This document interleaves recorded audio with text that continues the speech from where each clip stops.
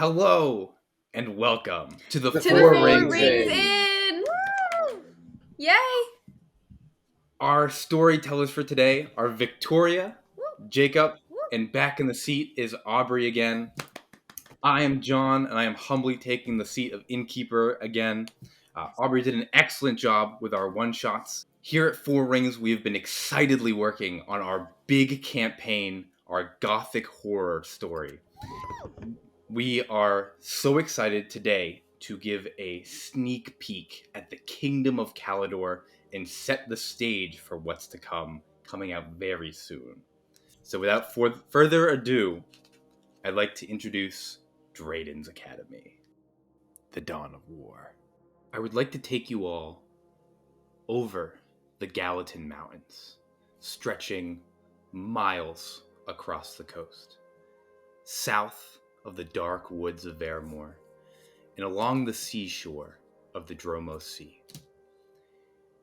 We arrive to the Kingdom of Calidor, a proud nation made up of 5 major houses with a central throne in their capital city of Valdor.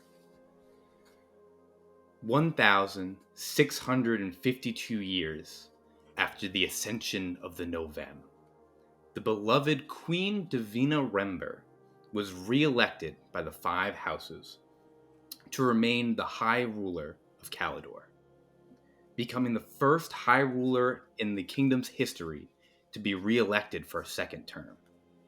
This vote, however, was not unanimous. The 2 houses, Moss and Ashford, were outraged that a new ruler would not sit on the throne. By the time the High Council dismissed, a plot was hatched to rebel against the Queen. We move to the lands of House Moss, with its rolling hills, stretching coastlines, and winding rivers. Where the Oakwind River splits into Draydon's Passage, stands the prestigious Mage College, Draydon Academy. Magically adept individuals from all over the kingdom come here to study runes and the magic that's laden within them. But today is not about the students, or their lessons on runes, or how to wield their magically imbued spheres. Today is a very important day. For today, High Lady Moss has secretly demanded the vault housing Calidor's most potent and destructive artifacts be emptied for her rebellion. Despite being sealed for over 200 years, today, the Vault of Lefriel shall be opened. It's early morning, and the fog blows off the river. The sun has just risen, just come over the horizon, and replenished the siphons and wells of the students that work here and live here at Draydon Academy. Some mages shuffle between their lessons, while others move towards the main hall for some good breakfast before their classes continue throughout the day. On a patio overlooking the river stands the Grand Mage of Evocation, awaiting, at the request of the Dean, the arrival of 2 very important visitors. Aubrie, can you please describe your character? Of course. Ezra Fenharrow, the Grand Mage of Evocation, is standing, and she has this short cropped bob, and they have dark makeup and a dark lip with orange eyeshadow painted across their face, with a leather outfit that brings about the idea of robes for a professor, but is more fit for battle than a schoolroom. And they have in their hand, just holding it and passing it back and forth, is their slightly glowing grand siphon that looks like magma solidified, um, and just has its like natural crevices and shape to it, as her runic sphere and source of magic. And she's just like holding it and staring at it. Yeah, I love that. As the fog blows off the river, what is uh, Professor Fenharrow's mind at? Like, what is she thinking going into this day with the request of the dean? Yeah, they are a little caught off guard. I don't think that they were privy to a lot of the greater plans that are going along with House Moss.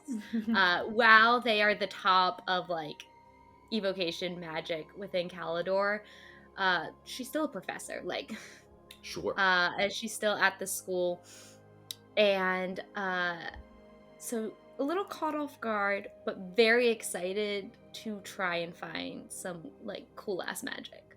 Heck yeah. No, absolutely. And I think you've been put in such a tough situation where the powers that be are keeping you in the dark about a lot of things. There's a lot of like, this is a need to know and you don't need to know. But at the same time, there's been whispers amongst the higher ups that if push comes to shove and there is a rebellion and Moss is looking for war mages, that's your whole, like, you're going to be the person who trains them. It's a huge responsibility. And so there's this mix of like them having a huge request for you and also not telling you anything, and you're in that, yeah, Yeah. absolutely, you're in that weird balance. As you sit and contemplate all those things, Jacob, if you would love to describe your character and how they arrive to the to Draydon's Academy. Yes, so Crown's Blade Voss Aurelius is coming up the river on his small boat in full plate. It's very polished, but it definitely sees where he's not the kind of guy who stands in the back. He will get in the vanguard if he needs to. But he takes care of his plate, and it definitely gets used, but it's definitely polished every day. And his face just kind of reflects a mix of determination and wisdom beyond his years. A strong jawline is framed with like a neatly trimmed beard. Scars earned in battles. Fought tell stories of resilience, and a furrowed brow speaks to the weight of leadership. Ooh, as he approaches the college. I love that. As you come by boat, the boat arrives just where the Grand Mage of Evocation is waiting for you.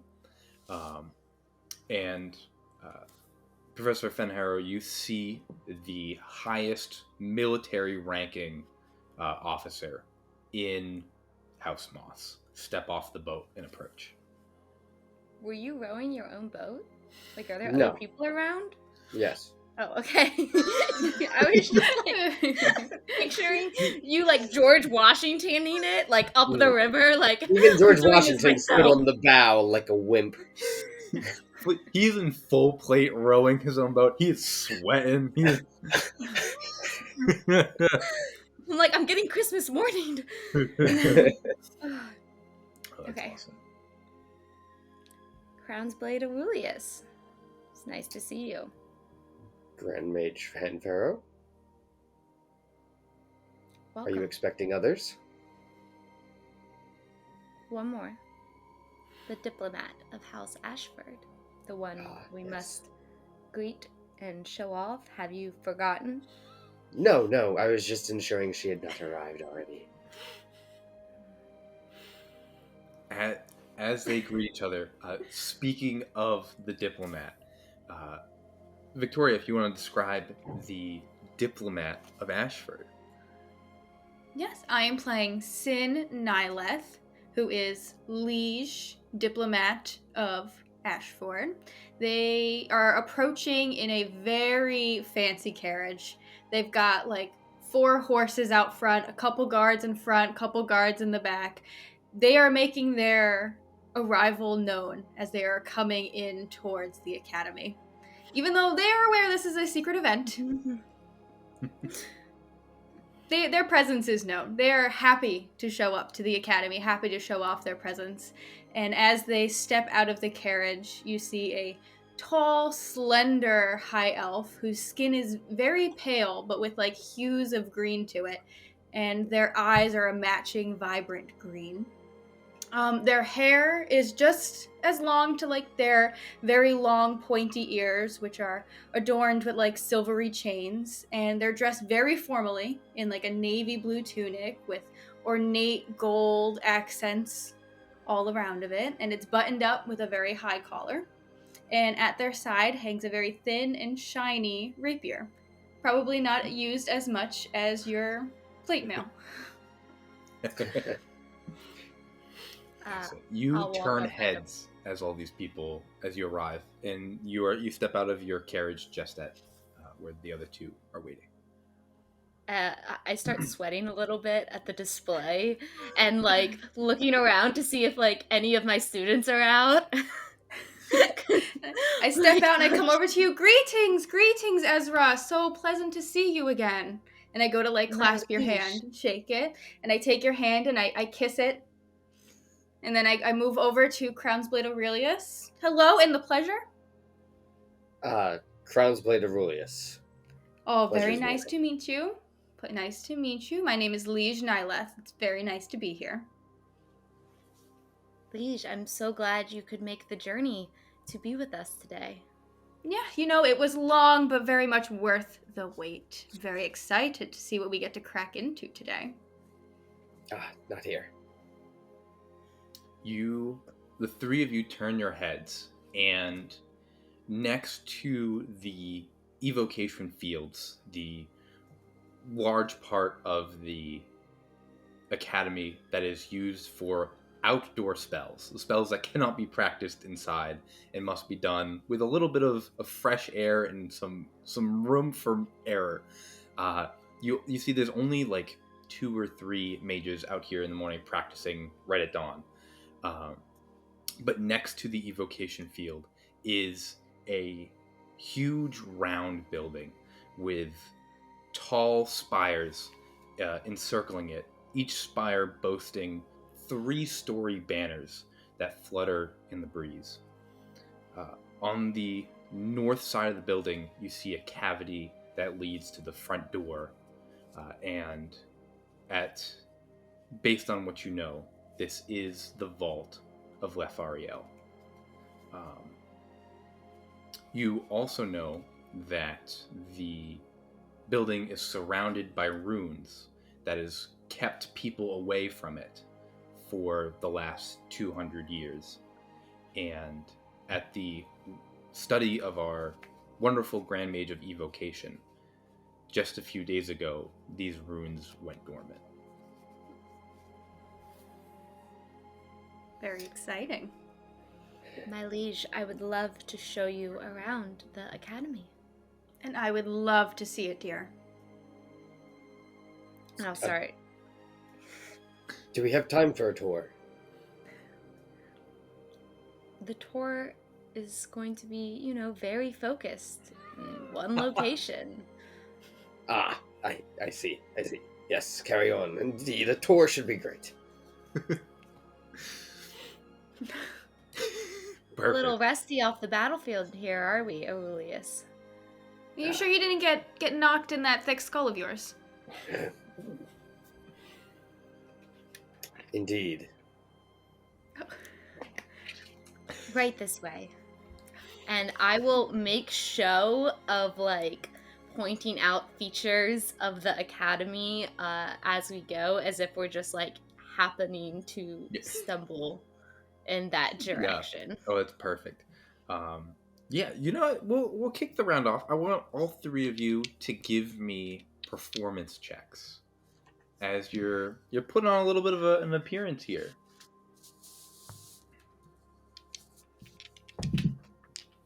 Whew. 19. Ooh. 19 as well.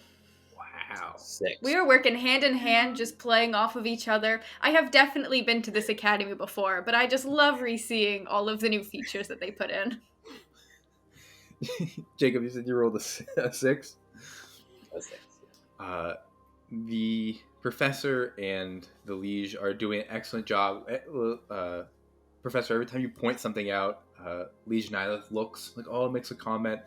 Crownsblade Aurelius is locked on to the to the vault. Every time you point, like, both of your heads turn and his does not. Like, he is locked on. He is not looking.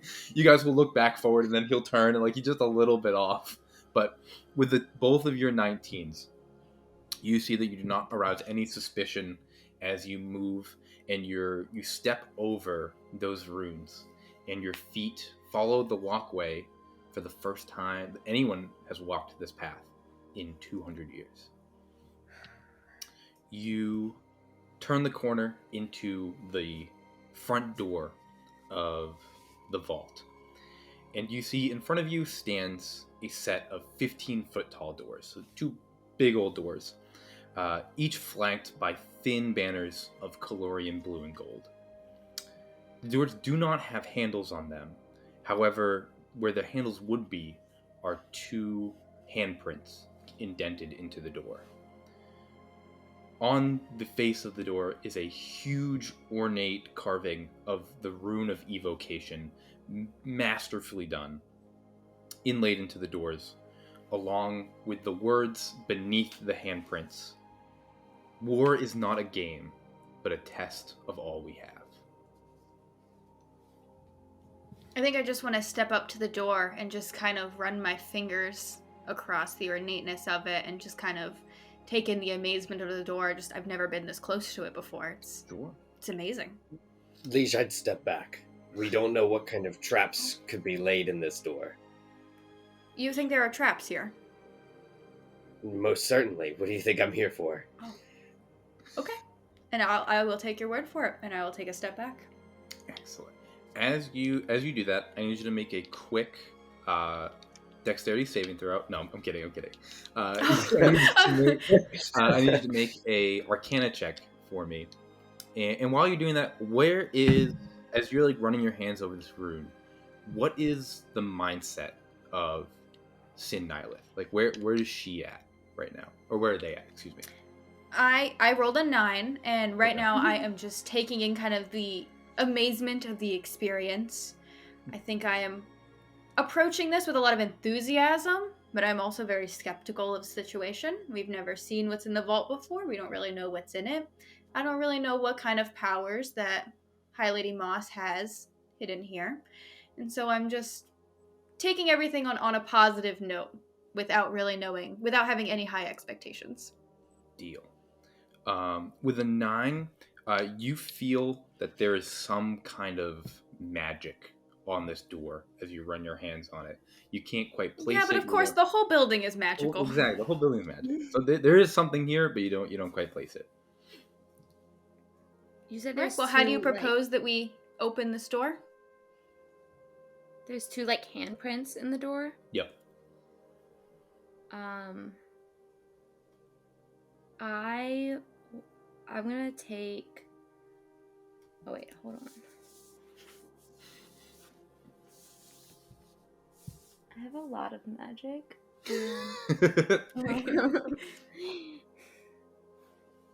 Okay. Liege, I suggest you stand behind me. All right. And I will. I will just cast like dancing lights with my sphere, and have them kind of circle around my hands. And I'm just gonna be like, they could have given me a little bit more instructions for this. And place both my hands up against the imprints, but have that bit of evocation magic pressed between my palm and the door. Absolutely. Dancing light. What level of spell is dancing lights? Cantrip. It's a cantrip? Okay. Nope, that's fine. So you place your hands Perfect. on... Yeah, no. You place your hands uh, on the handprints. Give me a Arcana check with advantage for that.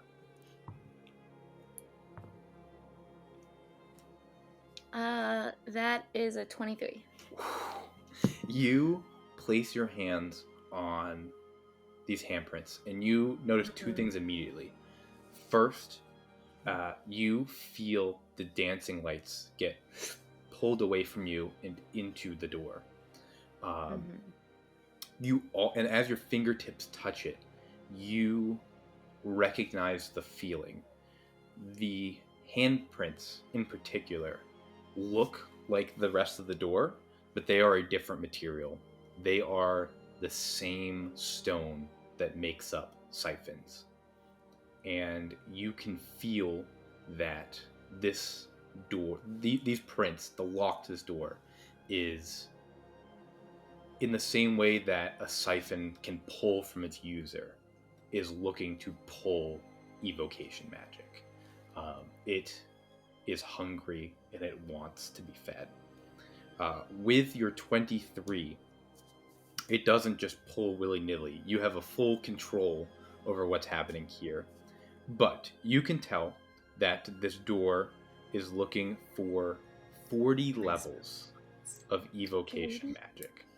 Now, the way a level would work is if you spend a second level spell, doesn't have to be a particular spell, but a second level spell slot, the door will absorb that, and that counts as 2 levels. So you need a combined total of 40.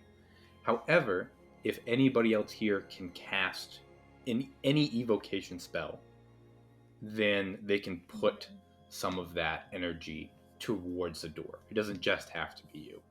But in total, the door needs 40 levels of evocation magic.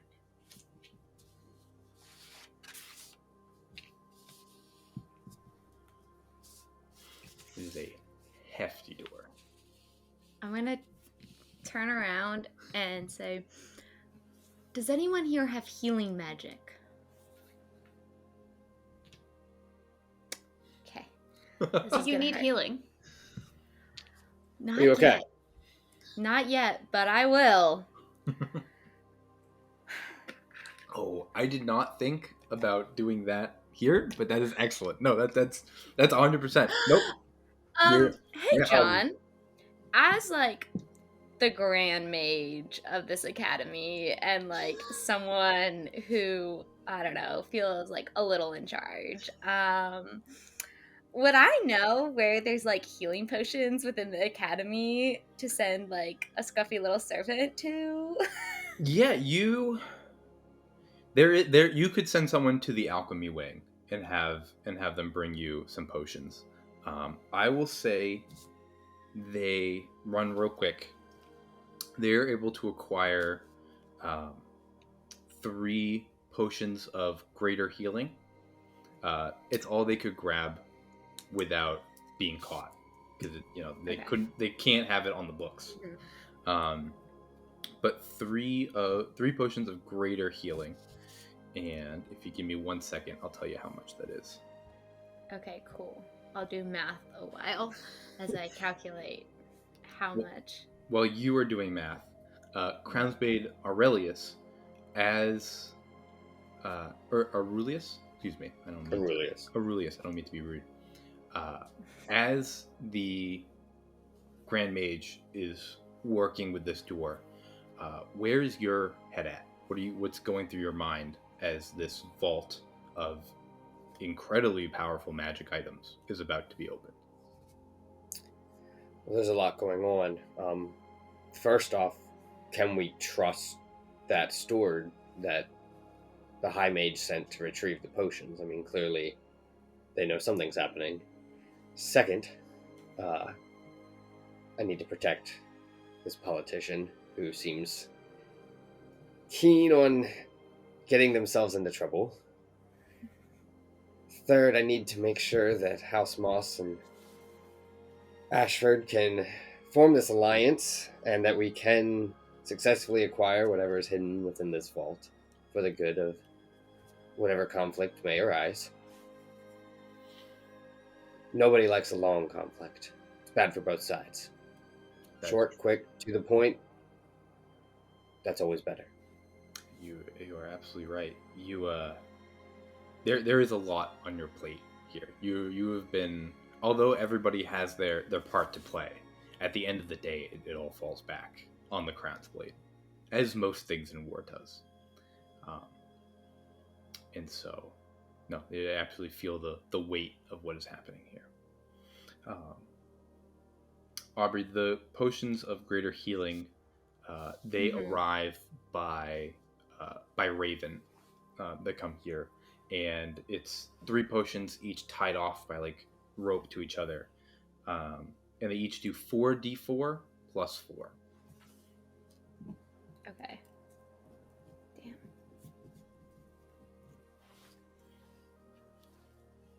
So that's like 20-ish. So 3 of them could get me 60 hit points. How's that door coming? Are we getting in anytime soon? One moment. It would just take a little bit of calculation. I apologize for giving you math as the first problem. The first puzzle is just math. Ezra, they like sat down and pulled out their spell book and is on a blank page doing the exact math that I'm doing and like just quickly like writing it out and turns their crowns made Aurelius and it's like, Aurelius, please entertain our guests here. Why don't you show them the training that's right 10 feet away, apparently. Why did we not do this during the night? I'm sweating. I'm like, oh no. I was just told about this. No one said there was going to be this much math right out the gate. I'm sorry. Yes, so Liege, this, you see, this scar here I got in the skirmish about 20 years ago, and I lost this piece of my ear in the 13 Peaks War, actually. Oh, fascinating. Tell me more. When was the last time you fought? Like hand to hand, or like to the death, or in a tournament? Oh. Would How many people do you say that you've killed? I'm 138. Leeds like, Nyla you keep asked track. a big question. I like that. Yes, it's never fun.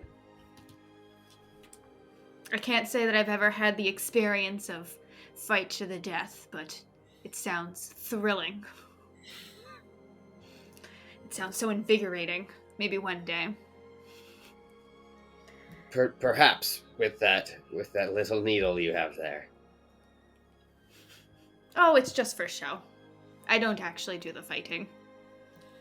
Of course. That's what my guards outside, way over there, are for. Right. And that's what me. you are for. Here. Yes. Yes. High Lady Moss does not send her shield for nobody. She must think very highly of you. I'm glad we were both on the same page about that. We hope that our alliance may soon come to prosper. All right. I am ready, guys. Good, finally. It's about time. So, okay. Liege, behind me. Are you gonna be okay? Yeah. I'm fine. Okay. I'm gonna step up to the door and I'll look at them and be like, yeah, you could take another step back. That'd be fine. That'd be chill. Okay. And I put my shield up. And secure my sphere. It is not in my hands anymore. I need to have both, but it's securely on my body. And we'll put my hands up, and first I will cast Fireball through them. I'm assuming, how does that go off? Does the door just take it? Yeah, so as soon the fire energy moves through your body, and you can see it's like she's casting a spell, but instead of like it shooting out and detonating, the door just consumes the fire. Cool. That worked. That's a good start. Then I will, keeping one hand in place, and drawing the rune in the air to push the magic forward. I will cast Wall of Fire 3 times into the door. You watch as it's not like one wall of fire. It looks like she's casting Wall of Fire 3 times simultaneously. It is a display of fire evocation that the two of you, even the Crown's Blade, who has seen war, has never seen this kind of display of magic. This absolute roar of flame that just pulled into the wall. Grand Mage, is this supposed to be happening? Of course, my lord. And then keeping the one hand there, I will go ahead and cast Flame Strike twice. As I'm tracing the rune, it's like a little bit more complicated as we go up in level. And this time, the fire shoots down from the heavens, and so it probably like skirts at an angle and just goes right above their heads. Another step back, guys. Another step back, please. Oh no. That's awesome.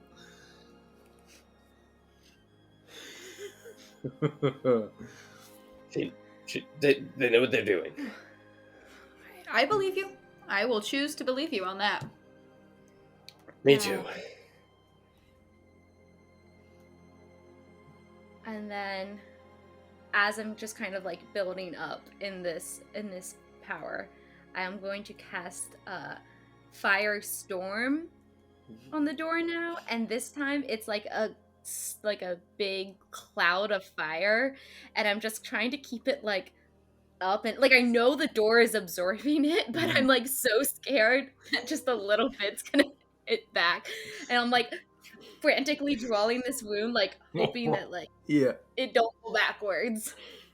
Oh, that it roars out, and like as it looks like to the other two that it absolutely consumes you, but that magical flame, all that energy isn't transferred into damage. It's just all consumed by the door.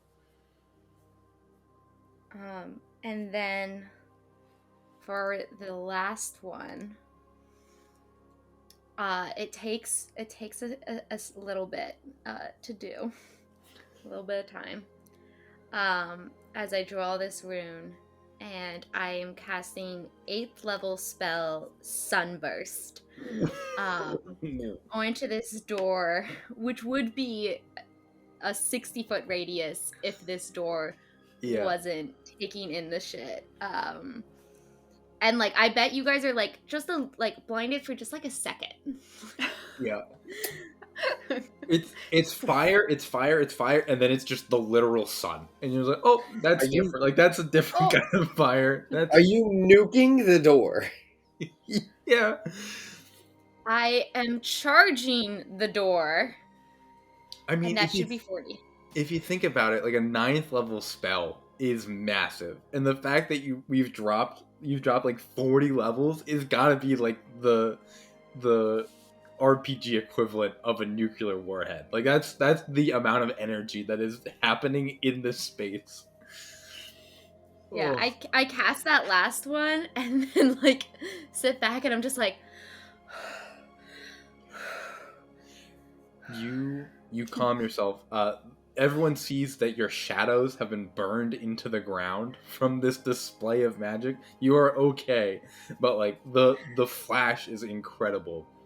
And as you pull your hands away from the smoking handprints that are there, the evocation rune, consumed by fire magic, alights in like, not like a bonfire, but little like embery glows light up. The center of the door splits in fire, and the doors open to the interior of the vault. My liege, we promise you battle magic. I hope that's a taste of what's to come. It was a magnificent display. The front of my shield is just like covered in a fine layer of soot. Yeah. And then I'll walk in first, so we can try to sandwich the diplomat. Sweet. Yeah, I'll walk past Aurelius. I'll kind of like wipe my finger on his shield for just to see the dust, the ash that has accumulated, and then walk ahead following our Grand Mage. Beautiful. You move into the vault, and you see that this first chamber is thin, but it wraps all the way around the building. The next layer inward is blocked off by a thick stone wall, and as you guys begin to move around the building, you hear the doors behind you close. They don't lock, but you hear them swing magically shut. You make your way around to the south side of this building, and as you go, you can see that the lights from the windows on the north side slowly diminishes as the south side has no windows. It is only lit by a handful of lanterns that hang on these big stone pillars that populate this ring that goes around. I'll cast dancing lights. Oh, beautiful. And like little balls of like tiny flames. Pepper. These Give little, a little extra light. No, that's gorgeous. These little like dancing flames pop up and illuminate your path forward. And when you get to the south side, you find the next set of doors leading inward. On the door, there is a inscription that reads, "The sun rises over a peaceful kingdom." And as you turn around, behind you there is a map laid out on the floor. The map is of Calidor, but the way you're looking at it currently, with your backs to the door, you can see it's depicted with east being up, with the Gallatin Mountains being closest to you.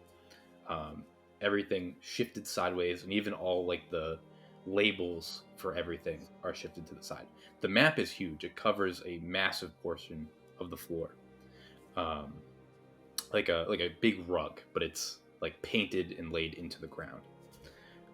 You can see that on each of the capitals of each of the houses, there are small like crystal rods that have been inlaid into the ground, each one standing between like 2 and 6 inches high, like just enough to be a tripping hazard, and really that's it.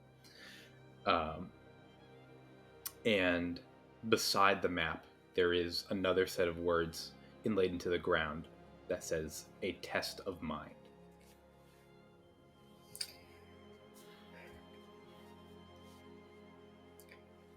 Well, Grand Mage, may I ask a question? Of course. What do you think was Raphael's intent when the magic for the ward out front the door faded, before the magic that kept the lanterns lit faded? Do you think he intended for people to come in here after he passed? I'm not sure what is coming from intention or the beefier spells dropping first. But it certainly seems like a test. Indeed. From what I've heard from rumors was that he did not ever want this vault open, but he expected people to try. And so I'm sure there will be several tests ahead of us. For the mind. Well, this one seems easy enough. You know, we gotta make the light show up over top of the kingdom.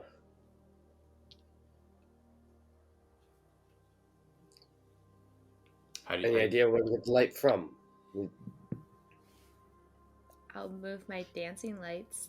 Yeah. So where do you move your dancing lights in relation to the map?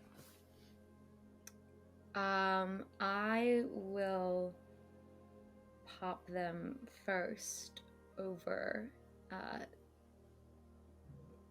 Draydon Academy. Cool. You bring your dancing lights over Draydon's Academy. You take them so they're nice and close to each other. And as they sit there, you can see that the reflections of the lantern light that these little crystal pillars have, they shift a little bit and they change, but nothing happens. Is the light from the dancing lights being reflected through the crystals at all? Yes, the dancing lights are being reflected through the crystals, but so are the lantern lights. I see. So we just have a whole bunch of random. You have a lot of random lights, all bouncing and all affecting these little crystal pillars. I go out and snuff out the lantern lights in this room. Yeah, you darken all the lights. The room becomes pitch black, with the exception of the dancing lights and what they shed on the room. Yeah, and as you see now, with just these dancing lights, made from evocation magic, the crystals, the crystal rods that are in the floor show the reflections that come out are like piercing white radiance, and they are laid onto the map, but in the current position that they're laid in all a random crisscross and mess across the map of Calidor. They don't really make anything. Does in the floor it look like the map could turn or the crystal rods could turn? You give them, you kind of tug on them, you feel the map. It does not look like anything moves. Can you spin your light around the map and see if the light reflecting through the crystals makes any shapes or changes as you move the light? Well, it says sun rises, right? So put it over the ocean in the east.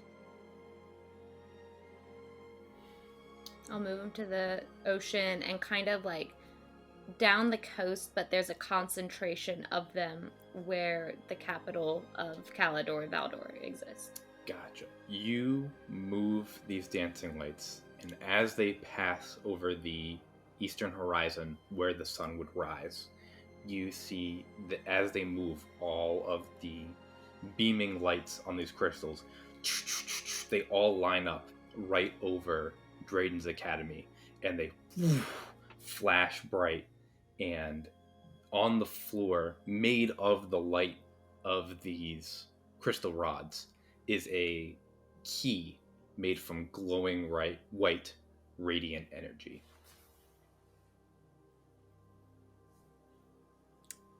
I'll go pick it up. Cool. You pick it up. It's almost cold. It is how much energy is in this. And as you pick it up, you can almost hear it ripple throughout the whole ring, but all the lanterns relight as you pick up the key. And good. You can unlock the door to the next room. Crownsblade, are you scared of the dark? No, but those lanterns were lit for over 200 years. It felt wrong to snuff them for something so simple. Well, they lit back up. I'll go unlock the door. The door clicks open, and you move into the next room. This door opens into a round chamber with another pair of doors on the far wall. Flanking this set of doors are two staircases that lead up to a balcony that is set to hang above the door, if that makes sense. The walls are covered, floor to vaulted ceiling, in a flowing mural of the most gruesome battles from Calidor's history. None of them depict the gallantry of knights or soldiers, or the glories of victory won on the battlefield. Instead, they show only the violence of mortals inflicted on one another. The floor here is stained with something red and sticky, and some of it in cracks almost still looks wet. The balcony is not empty. On top is a suit of armor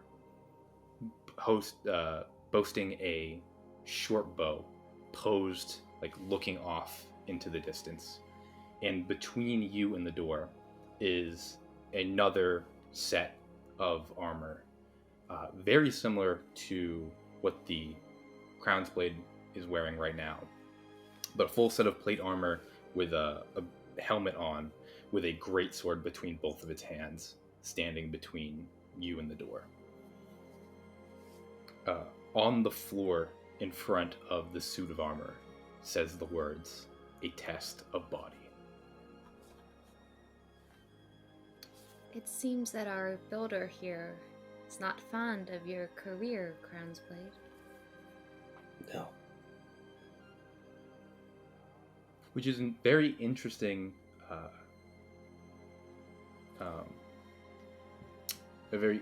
thought, because you are absolutely correct, and you also know that the creator of this vault also shared the job of Crown's Aurelius for a very long time. Yes. Crown's Blade Lefrael, like I. When you do this for long enough, it just starts to haunt you. You become a pawn in other people's games. Are your dreams haunted, Aurelius?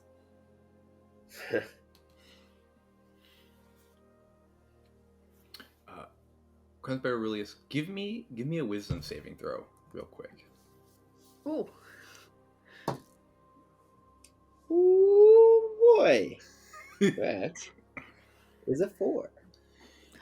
You look around, and you're a little shook as the more you're looking at these paintings. Again, it's a beautiful mural, but the more you look at it, as you're having this conversation with the professor, you realize that the meaning of the mural is not lost. Like, it's obvious that this isn't meant to be like a glorious painting. It's meant to be like violent and bloody and sad.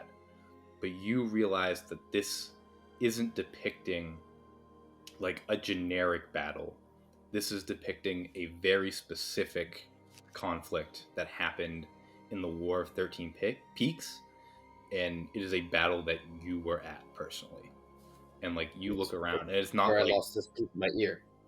Yeah, and it's not just like something that is an analogy. Like, this was a real thing, and you were there, and you like some of like the more like big parts of the mural, like up at the ceiling. There's a huge part of a bunch of Calorian warriors on griffins, where the griffins are being killed by spears thrown from the ground, and the riders fall off. And you remember watching that happen in person. Whoa. Well.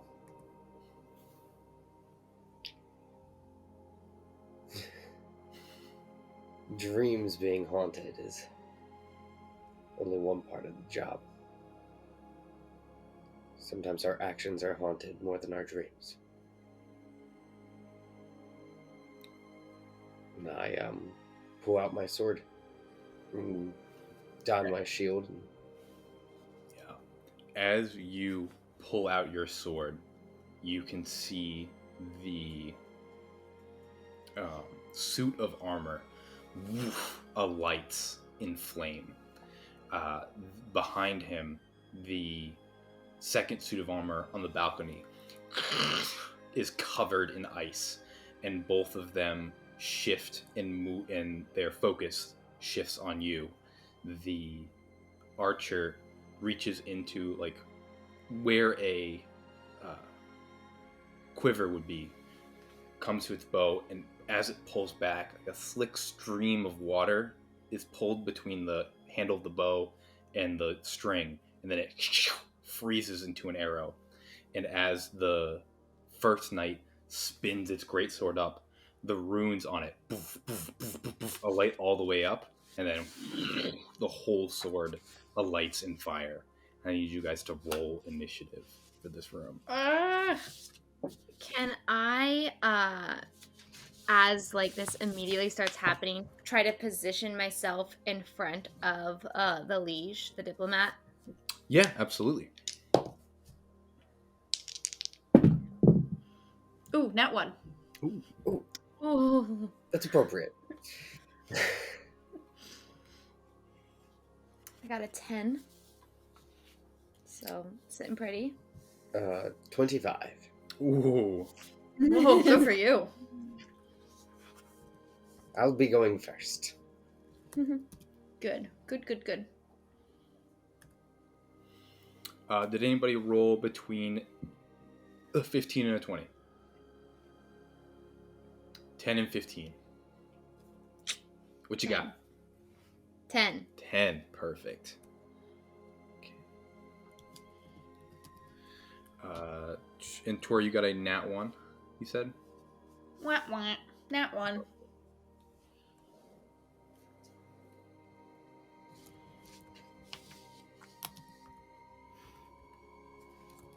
Sweet. All right. Crown's Blade, you pull your sword out. They pull their weapons to meet you, and the battle commences. You can go first. How far am I from the mannequin that's in this room in front?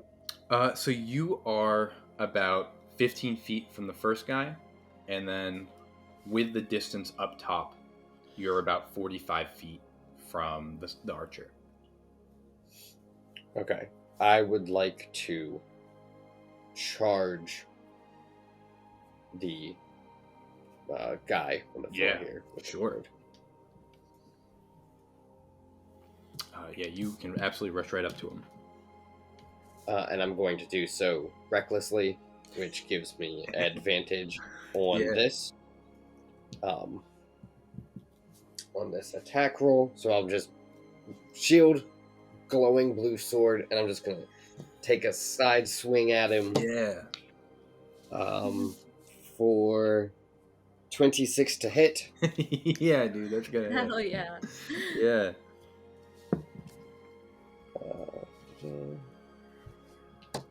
And it does, that is math, 13 points of damage. Oh, nice.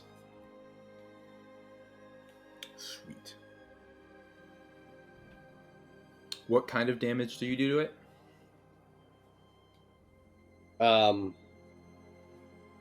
It's a longsword.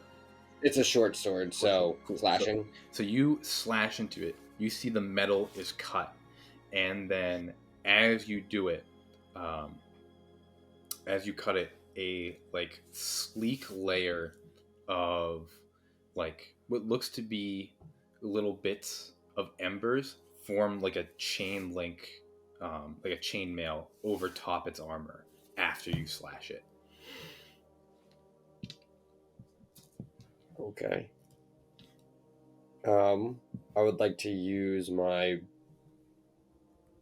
bonus action to disengage Sure. and go back 15 feet to the diplomat Yep. and guard. Cool. Nice. Perfect. Yep. You hit him for 13 hit, the one big slash across his chest, and then you're back in front of the diplomat. Perfect. Anything else for your turn?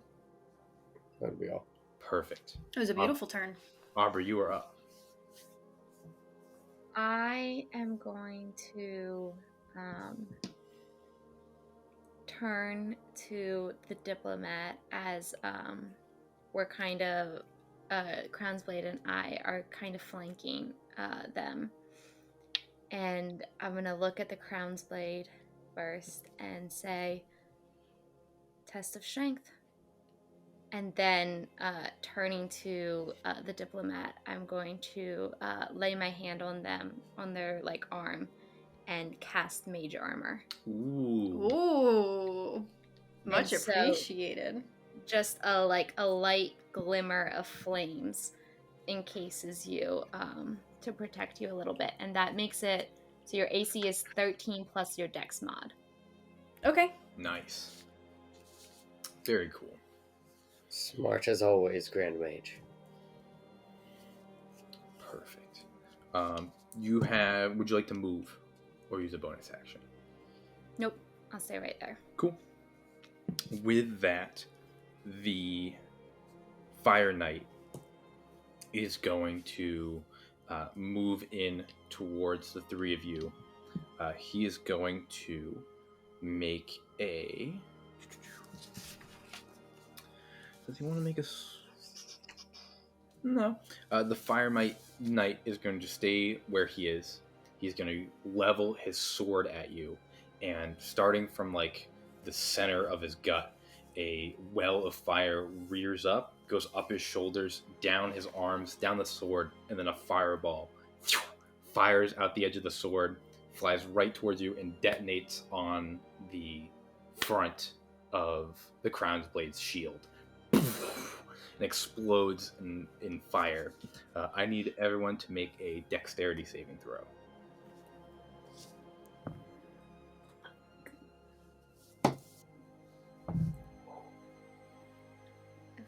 Okay. 14. Okay. 16. 10. So, Crown's Blade, you're going to take 32 points of fire damage as it detonates right in your shield. And everybody else is going to take 16, which will be half that, as you both are able to get out of the way, shielded by the Crown's Blade. The fire hits him and fires directly up into the side. It doesn't hit you nearly as hard as it shakes him. That is his turn. The ice archer is going to take the arrow that it has knocked and fire at the Crown's Blade as well. And I would ask if an 18 hits, but I know it doesn't because he's a magician. So He is beefy. the ice arrow hits your shield and just shatters on it. And now it is the diplomat's turn.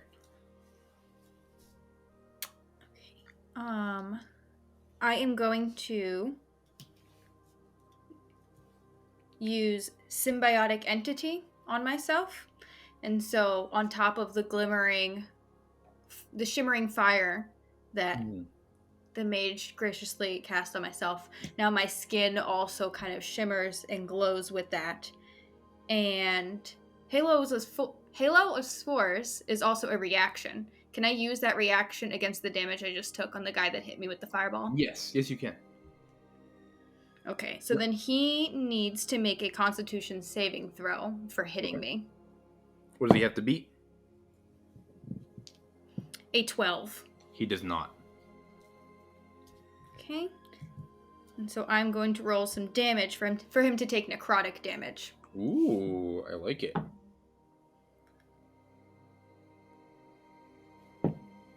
He takes 7 points of necrotic damage. Very nice.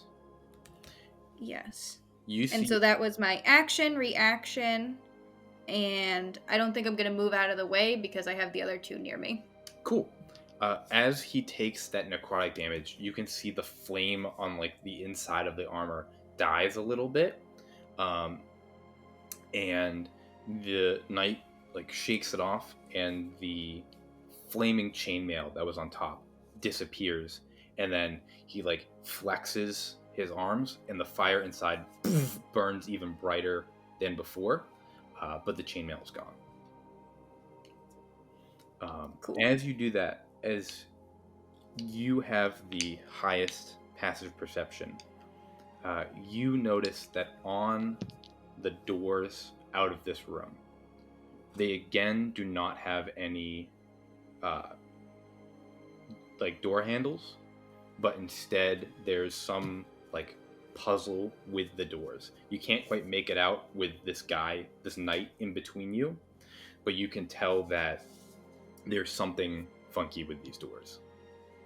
All right, I'll nudge Ezra and kind of point her towards the doors, and in understanding that like there's something special that we have to do here. Okay. Crown's Blade, you are up.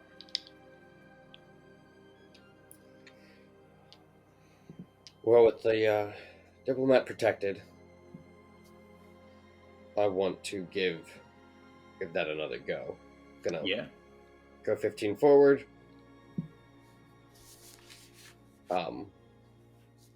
Take my reckless swing again to get advantage. Yeah, absolutely.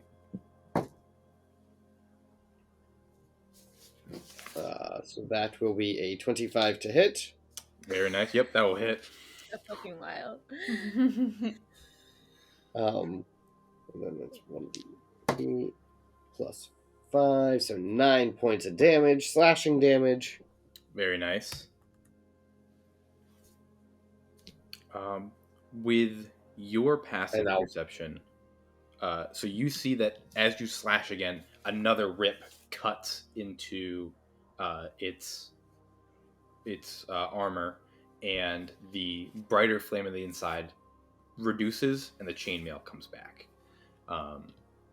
As you do that, you also notice that both the ice archer and the fire knight, since you've pulled out your sword, both of them, their heads have been locked onto you, and you notice that they're both staring at you. I'm going to retreat to one of the stairways.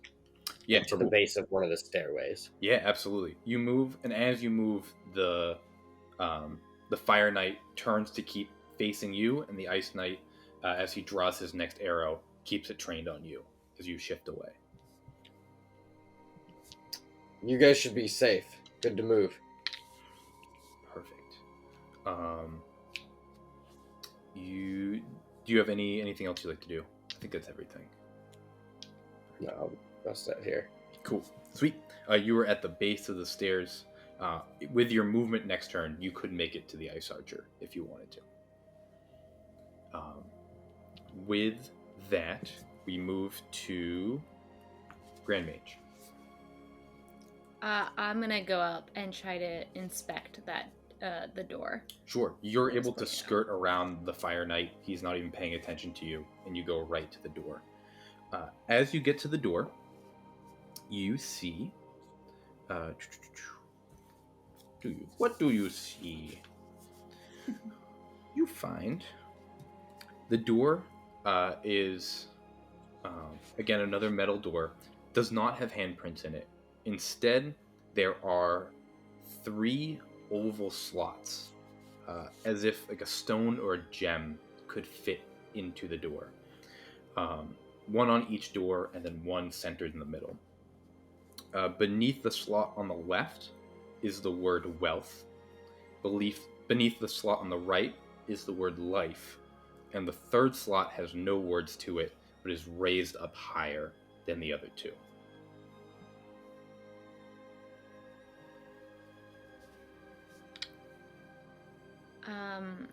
Can I take some shade marks out of my pocket? Yeah. And try to put it in the wealth? Yeah, you put the shade marks in. You can see as you do the door tries to draw from magic that isn't there, and they do not fit the size that these are. They look almost like little palm-sized eggs would fit into the wall. Okay. Is that my action? Trying that? No, you have not used an action yet. You've only used your movement. Okay. Okay. The hell is money magic?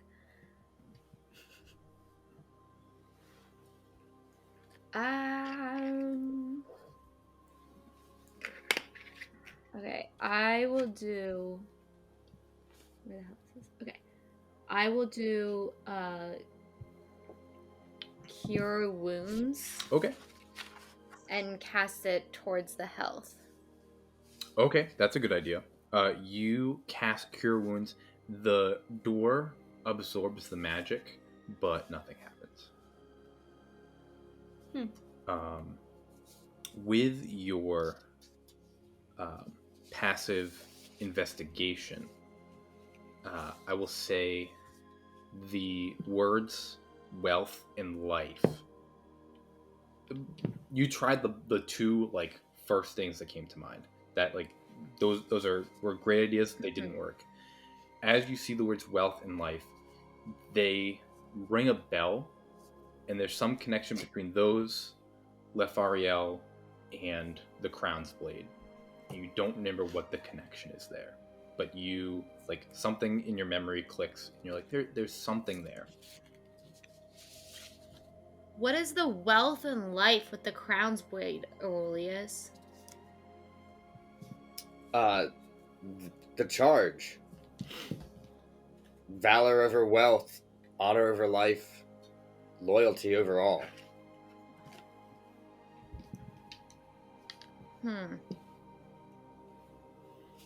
Come bleed into this or something. As, That's my turn. Yeah, perfect. Nope, I love that. Pour some valor into this shit. Get some valor over you. Cool. That is your turn. The Fire Knight is going to move towards the Crown's Blade, and he is going to attack. I believe because you attacked recklessly that he gets advantage on his attack. Yes. Correct? Yep. Ooh, I didn't even need it because that's a nat 20. Oh no! Oh shit! All right. Oh, So you got the health for it. you got the health for it. Yeah. So he's gonna deal 6 points of slashing damage and 4 points of fire damage, and that is due to his fire sword. And on crits, the damage is maxed. So 4 and 6. Then for slashing, as he comes over, he hits you with this huge greatsword, and it cuts through like the shoulder of like right where the joint of the plate armor is, and you can feel yourself bleeding. Every turn until you take an action, Crown's Blade, you're going to take 3 points of damage at the start of each of your turns. So For how long? until you take an action to end the condition. Uh-oh. And then for fire damage,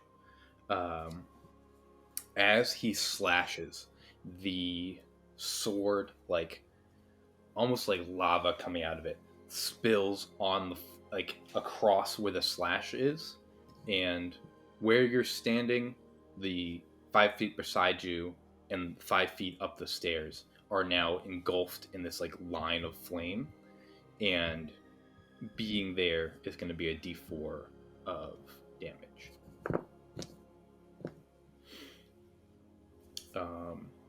As he hits you with this attack, he is going to stay there, and then the ice archer from where he isn't going to be able to get a great shot on the Crown's Blade because no, he's on the balcony. He can get you. So he's going to shoot at you too.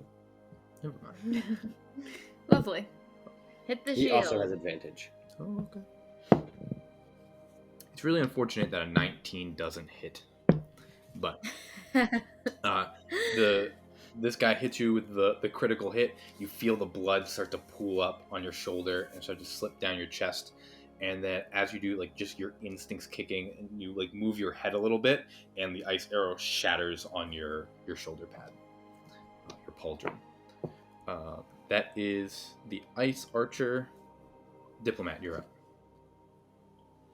seeing that the crown's blade just got slashed in the arm, I want to cast from where I'm at Chill Touch, which sends like a ghostly, shimmering hand towards the fire guy. Yeah. And it's just gonna like smush him on the face, almost like kind of pushing him back. Oh yeah. And I have to make a ranged spell attack to see if it actually grabs him. Yeah, go for it.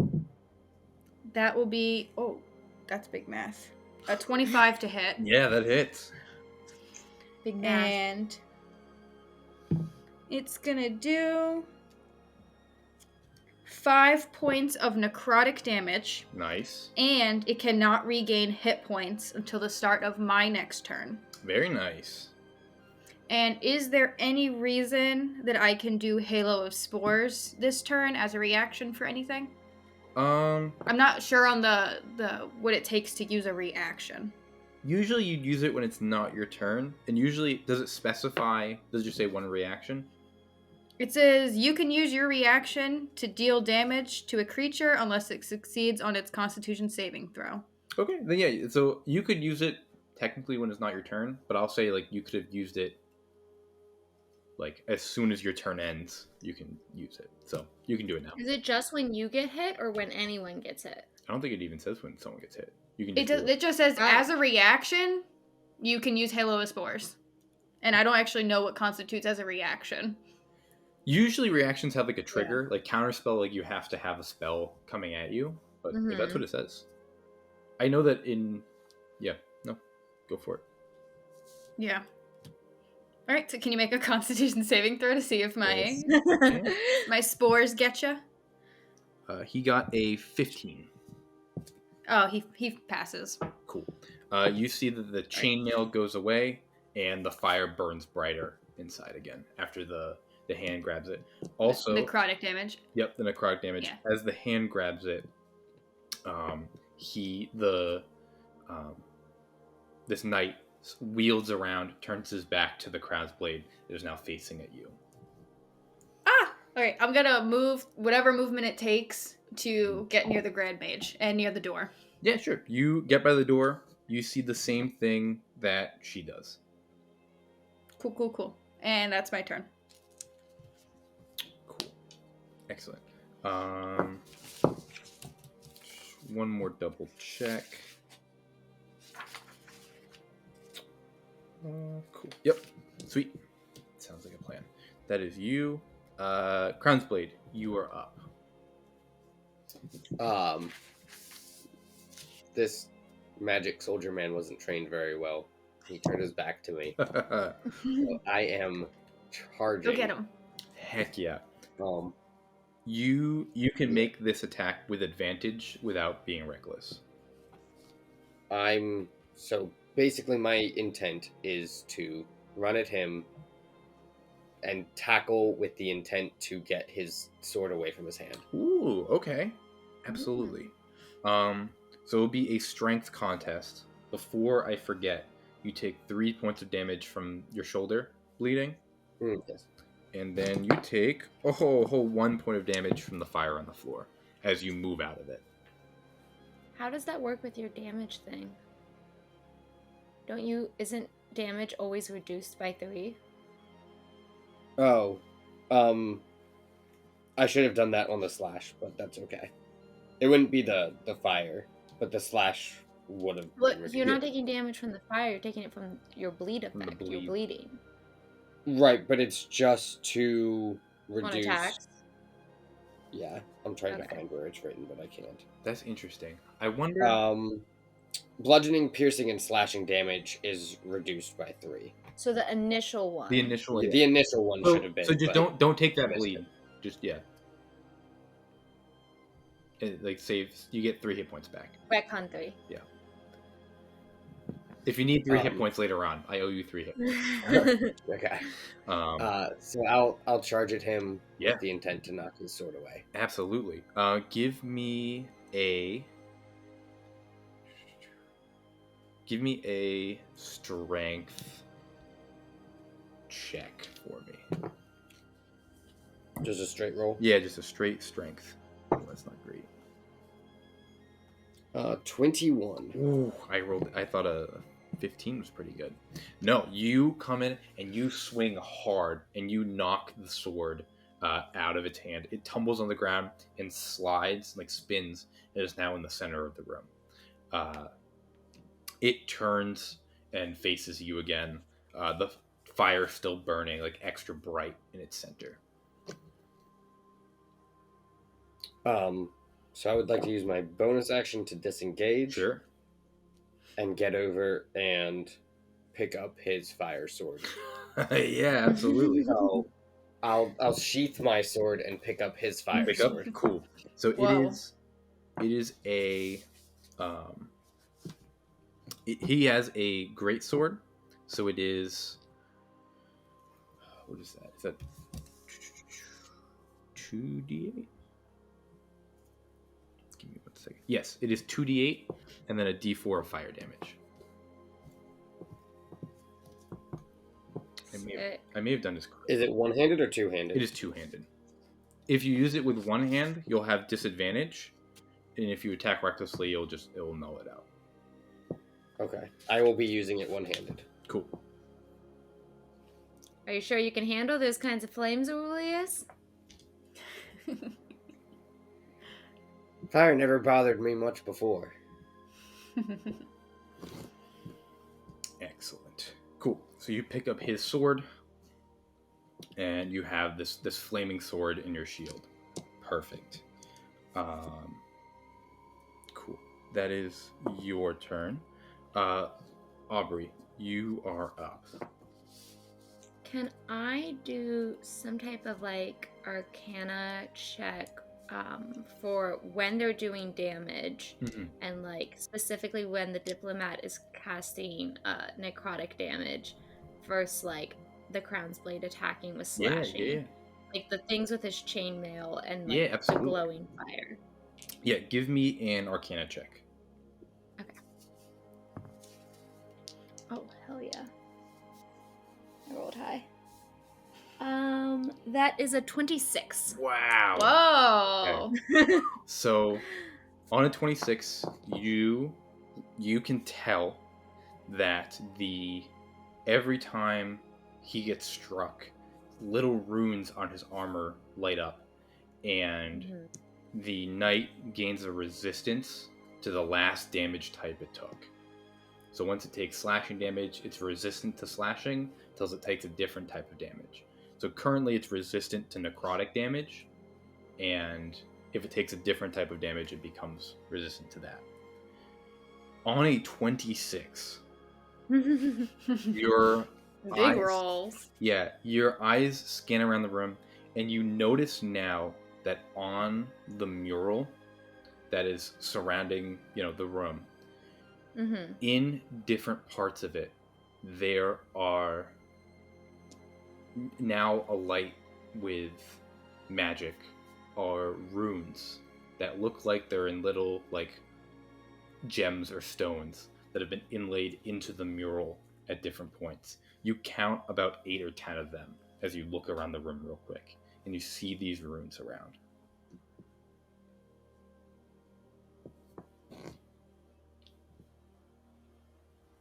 And I think that's. Anything else you want to know on a 26? Like you know everything. You know everything about this room on a 26. Does it seem like the fiery center is something that I could rip out? No. Okay, that's not my goal here to rip that out and throw it in the door. Deal. No. Okay. It does look like you could pull the runes out of the wall. Okay. I'm gonna go. So are the murals like up above like the balcony to reach, or are they down on? Some of them are. So do you have the every like inch of the wall, and then onto the ceiling is like this big mural of this battle to make it look like you're standing like in a panoramic view of this conflict. And so on the floor that you're on, you can see. What did I get for 26? 1, 2. You see 6 runes on the walls around you, and there's a couple more up top. Okay. I am going to go to the ones on the floor and try to take it out at the same time, if I can. At least throw my mage hand up to the top to be ready to try to take additional ones out. Gotcha. Sure. So you'll move to the wall farthest away from the Crown's Blade and the knight he's fighting. I figure that you don't want to be right between those two. Yeah. You move to the wall and give me an investigation check as you go through the wall and try to get to these rooms. That is a 19. Cool. You get to the wall. You find 2 runes at the section that you're at. You speak Runic, and you can read Runic. So you see that the first one says wealth, and the second one says valor. Never mind, I found it, I think. Okay, I'm gonna try to rip wealth out of the wall. Cool. You pull wealth out. Yeah. Yep. You got wealth. Sweet. Cool. And then I'll say that is your action is finding and pulling the stone. If you would like, you have movement left if you want to get back to the door, or if you want to move to another spot. Yeah, I'll go back and try to position myself in front of the diplomat. Sweet. If I can. Perfect. You get back to the door. Perfect. Do you have anything else you want to do on your turn? I think I'm talking as I'm walking as if we're not in a combat situation to try to be impressing this diplomat. So I'm like, as you can see, my liege, this is one of the multiple tests that the former Crown's Blade has set up for us. And right here, and I yank it out. This is a rune of wealth. The shapes look like this, and I walk back as if I'm just casually showing off. I love that. Gotta keep your cool. Yeah. Perfect. As I'm sweating profusely. Yeah. Clangs and grunts of war in the back. Yeah. Aurelius is fighting in the background, and I'm like, you see here, my liege. All right. The Fire Knight's turn. He is going to cast Flame Strike. No, sorry, Firestorm. Which great. is a big boy spell. That is a big boy spell. You see he claps his arms together and infuses his body with that extra fire magic and bursts forth around himself. I need you. It consists of a 10-foot cube. 10 10-foot cubes. Oh boy. What? 10? What? Wait, I have this spell. Hold on. 10? 10 10 foot? Cubes. That's, yeah. What was your... That's the whole building. That's the whole building. It's everything. Well, I mean, if it was 15 feet across the room. All right, so I need everybody to make a dexterity saving throw. Okay. D10. Oh, shit. Bummer. Oh, okay. I'll be okay. I think. I don't know. I don't know if I'll be okay or not. I think won't. so. I did not roll great. I got an 8. What did you 13. get? Okay, and Jake, what 13. did you get? 22. 22. All right. Professor, you're going to take 23 points of damage, and everybody else is going to take 11. I rolled really bad on that. Yeah. 7d10, and I only got 23. I was gonna say, I'm looking at this spell, and I'm done. Actually. Yeah, I rolled an 8, a 4, a 3, a 3, 2 2s, and a 1. 20 what? So you take 23 points. 23. And then both of you are taking 12. I think I said 11 before. Take 12. Cool. As he clasps his hands together and boom, bursts fire, consuming the whole room. To that point, I think he'll save the ice guy. Then the Ice Knight cannot see the professor and the liege, so he's going to take a shot at the Crown's Blade. He misses. Dang. Another arrow shatters on your plate armor. Tori, you're up.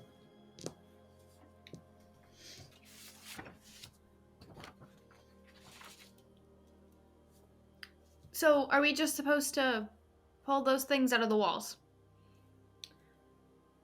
I believe so. All right. And so I'll walk over to the nearest one that I can find on a wall, and I'll try to point her out to the one yank that on said it. the other word. Yeah, so you can go to the one that that Aubrie found. Was so she found 2 runes. She took wealth. She points out where the valor one was. They're both inlaid in a picture of this female knight being stabbed by like multiple pikemen as she's like bleeding out on the ground. You can go to that one, or you can look around for a different set. I guess I'll pull out this one. I'm already here, and I'll just Cool. yank it out. Sweet. So you pull out valor, and so you have that one as well. All right. And then I'll walk it back to the door and say, what should I do with this? Sweet. I think that one's the top.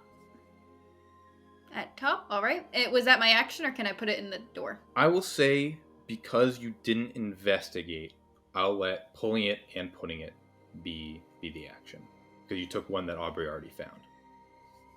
Yeah, I'm not reading anything, not- investigating. you're not I doing just anything. saw her, so I'm just gonna take it and Cool. put it in the door. Yep, you put it in the In the top slot. top slot. That's where the mage said to. It said Valor, right? Yeah. You told me it said Valor. Oh, yeah. Yep, so this one said valor. Okay. You put it in the top slot, and you take 10 points of lightning damage as it crackles and pops out. Oh. Okay. My sincerest apologies. This is some gallant shit that I'm not quite... This is some I A-grade don't know, bullshit, if I have to say so. Because wealth, heal, and then there's a top one, and Valor felt good. Okay. I think that's gonna be it for my turn. Don't think I did my action, and I'm gonna keep I'm not gonna move anywhere. I'm gonna stay near the door because I'm kind of out of sight of the other guys. Perfect. And am I still holding that? Yes, rune? you still have valor in your hand. Popped right back out. Okay. Yep. Yeah, that's it. Cool. Jake, we move to your turn. Take it away. You have this big fire sword. I'm bleeding, but you owed me a bleed, so this is me bleeding. Deal. not Yep. bleeding. Yep. So I will drop my shield Ooh, okay. on the ground, Yep. and then two-handed, Yeah. just Hell upswing. yeah. Sweet. Yes. Cool. So he'll start with slashing, being resistant to necrotic, Yep. and then he'll take fire, being resistant to slashing. Yep. Nope, that works. Cool.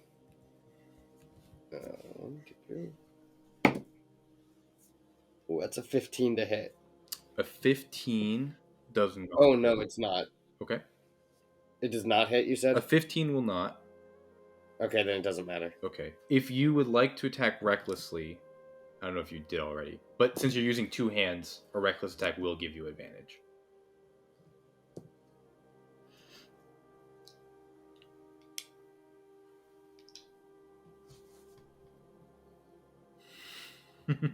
Yeah, sure. Heck yeah. I didn't just talk him into giving me advantage too. No, that's not what just happened. So I'll take 2 swings. Bang, bang. Yeah. Both clank off. the armor, Oh, and I use my bonus action to disengage and work my way back to my shield. cool. And if I can put that back Yeah, on I'll real let you put it quick back. Yeah, that's fine. Cool. hide behind it again. Deal. How Really far just trying to keep attention while they figure out this door that I already gave them the answer to. So Yeah, I'm gonna write say it that down. you have your shield. You don't get the bonus AC. I'm gonna say you have to use a Okay. bonus action to put it back on, or else you can Okay. just like as a free action just keep dropping it. Yeah, that's fair. Yeah. So it's so you have it. They can't like take it from you, but it's not providing you any benefits until you use a bonus action. That's fair. Deal. That is you. Before we end your turn, just to make sure I'm doing this right, can you read the charge of the Crown's Blade one more time? No, you're right. Okay. I'm gonna ask again. Okay. and No, write I it know. down this time. Aubrey just did it with so much confidence. I was like, oh, maybe I wrote this whole thing wrong. And okay, deal. No, he said it really quickly, Yeah. and I was like, okay. No, you're good. Aubrey, I did not listen to him at all. I have no idea what the charge of the Crown's Blade is. High Lady Moss sends her one and only great shield here to protect these two morons. Aubrey, it is your turn. You're up. Yeah. What was that thing again? Ugh. Bleeding. Valor over wealth. Honor over life. Loyalty above all. That is our charge as the Crown's Blade. Okay, say it one more time. Valor over wealth. Bing! Honor, life, Okay. loyalty, Above all. all. Can I see the valor again? Yeah. Yeah, sure, here. It stings a bit. I'm gonna put it above the wealth this time. You sits valor above wealth. It glows like a luminous blue, and the word wealth also glows. Is correct. Okay.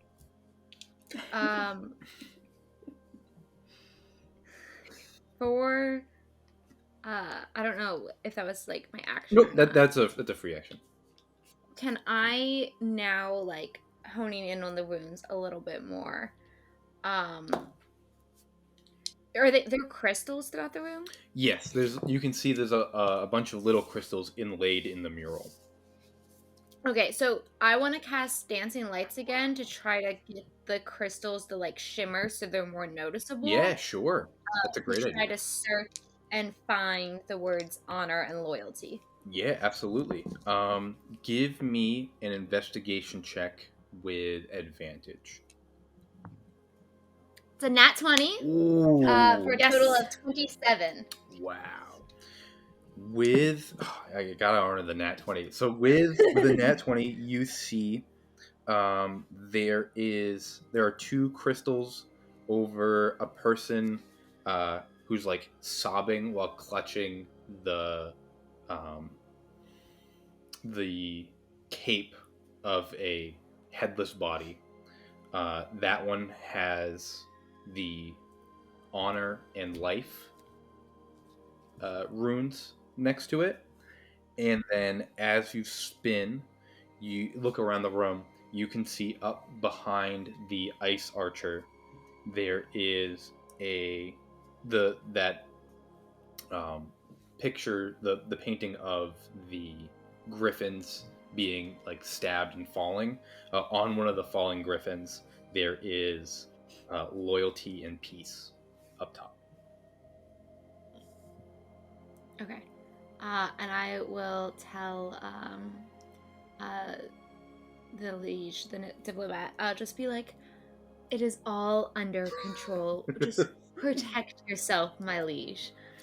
I can do that. And try to just like stay in front of them. Perfect. I'm gonna say that's your action with the dancing lights and the investigation. You have your movement if you still want to use it. Yeah. Can I move to the bottom one? Yeah. Was that that wasn't. Yep. So I just you moved to you where- can even get, if it is you near get me. to honor and life. Okay. Sweet. Sick. Cool. That is your turn. The Fire Knight. The Fire Knight is going to try to wrestle his sword out of your hand. And so he's going to make a strength check to try to get his blade back from the crown's blade. So he's going to run over and try to, like, one of his hands is going to grip the actual blade, and the other one is going to go for the hilt. If you, Jake, could give me a strength check.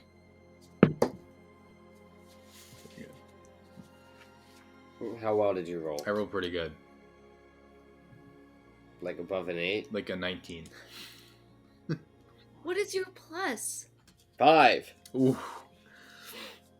You see, it comes over, he puts one hand on the blade and, like, almost punches where your hands are to get the hilt out of your hands, and then, like, catches it as it comes around. He is once again holding his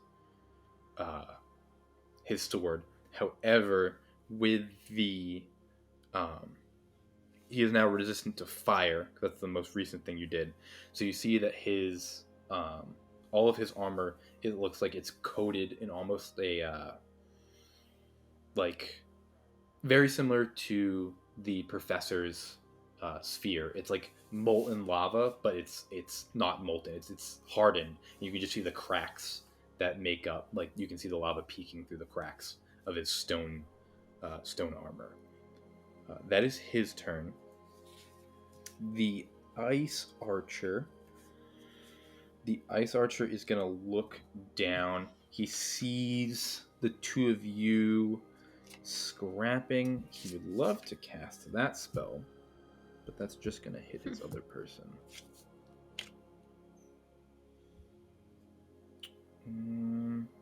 I think he's just going to have to shoot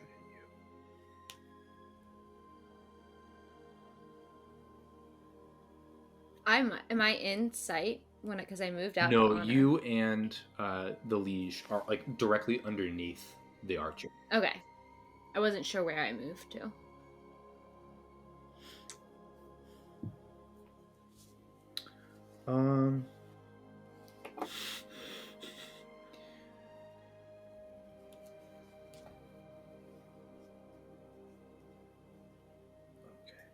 So I guess it's not going to deal any damage, but the Ice Knight is going to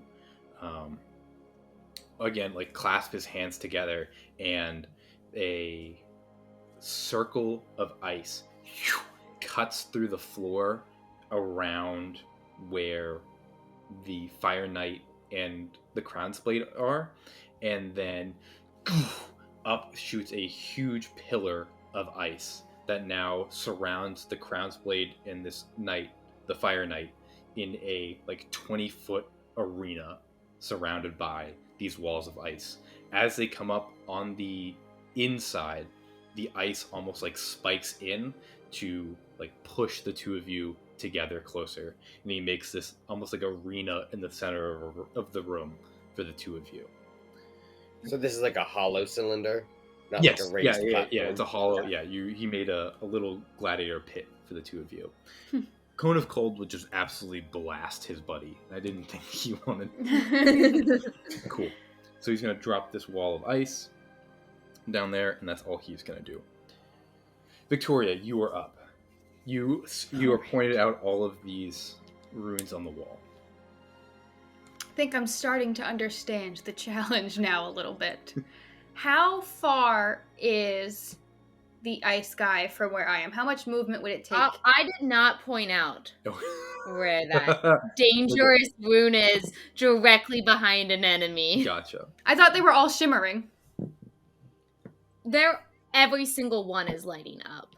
And I had to Okay. read to figure out which ones were which. And you're not You going to can tell come me join which me one and to get go this for? one. Which ones do we What? have to go for? I I believe we have 2 left to grab. We yes, have honor and loyalty. my liege, right here. Come get honor. This one's honor, and where's loyalty? Honor, right here. Honor. Honor. Do we know where loyalty is? Do we have it? Still searching. Still searching?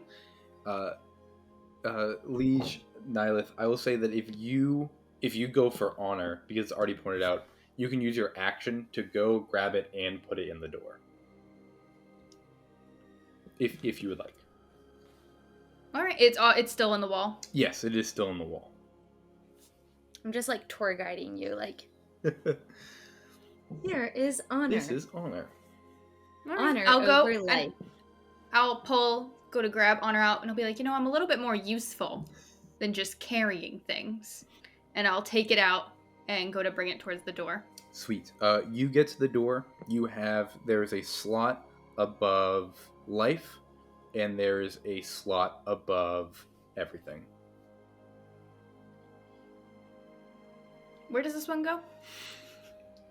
Honor over life is the decree of our I'll saviors. put it in life. Cool. You do not get shocked, and the rune glows, and the word life glows as well. Is there anything else you? But still, how far is the ice guy from under the door? How much movement would it take to get up there? It would take probably to get all the way from you to where the runes are. Because probably, I know he's up there. Yeah, probably like 60 feet to go out up the stairs and then to him. Closer to like 45 feet just to get to the archer. Okay, 45 feet to the archer. Mm-hmm. Sounds good. I'll say that this turn you've used about 15, 20 feet of movement. Okay, I'll make my way back away from the door as much as I can. Okay. And just like more towards back towards the Grand Mage. Perfect. Cool. Jake, you are up. It is you and this Fire Knight in your iced arena.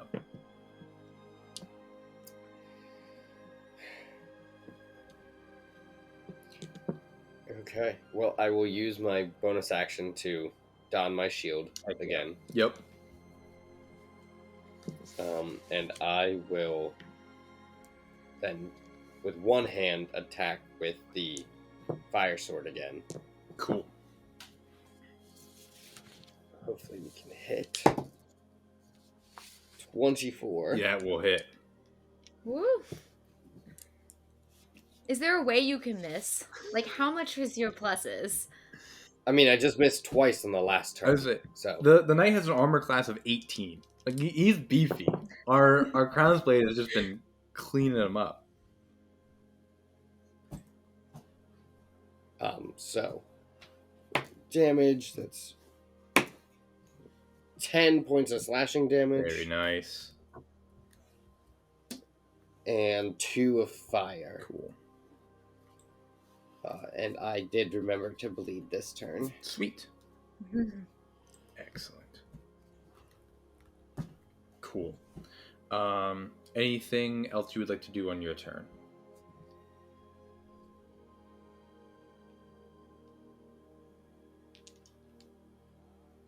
I use my bonus action. I use my action. Sweet.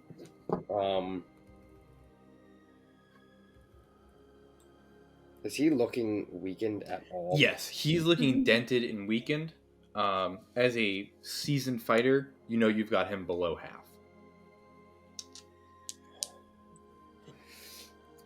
Okay. I will use my action surge to do another action. Yeah. And I will swing again. Heck yeah. With the fire sword. And that that's just gonna hit. He has his fire sword back. Oh. You knocked it. Don't worry. Don't wreck on the last one. Just for this one, use your regular sword. Okay. Sorry about that. No, you're good. I didn't catch Um, it before either. 21 to hit. Yeah, that then. hits.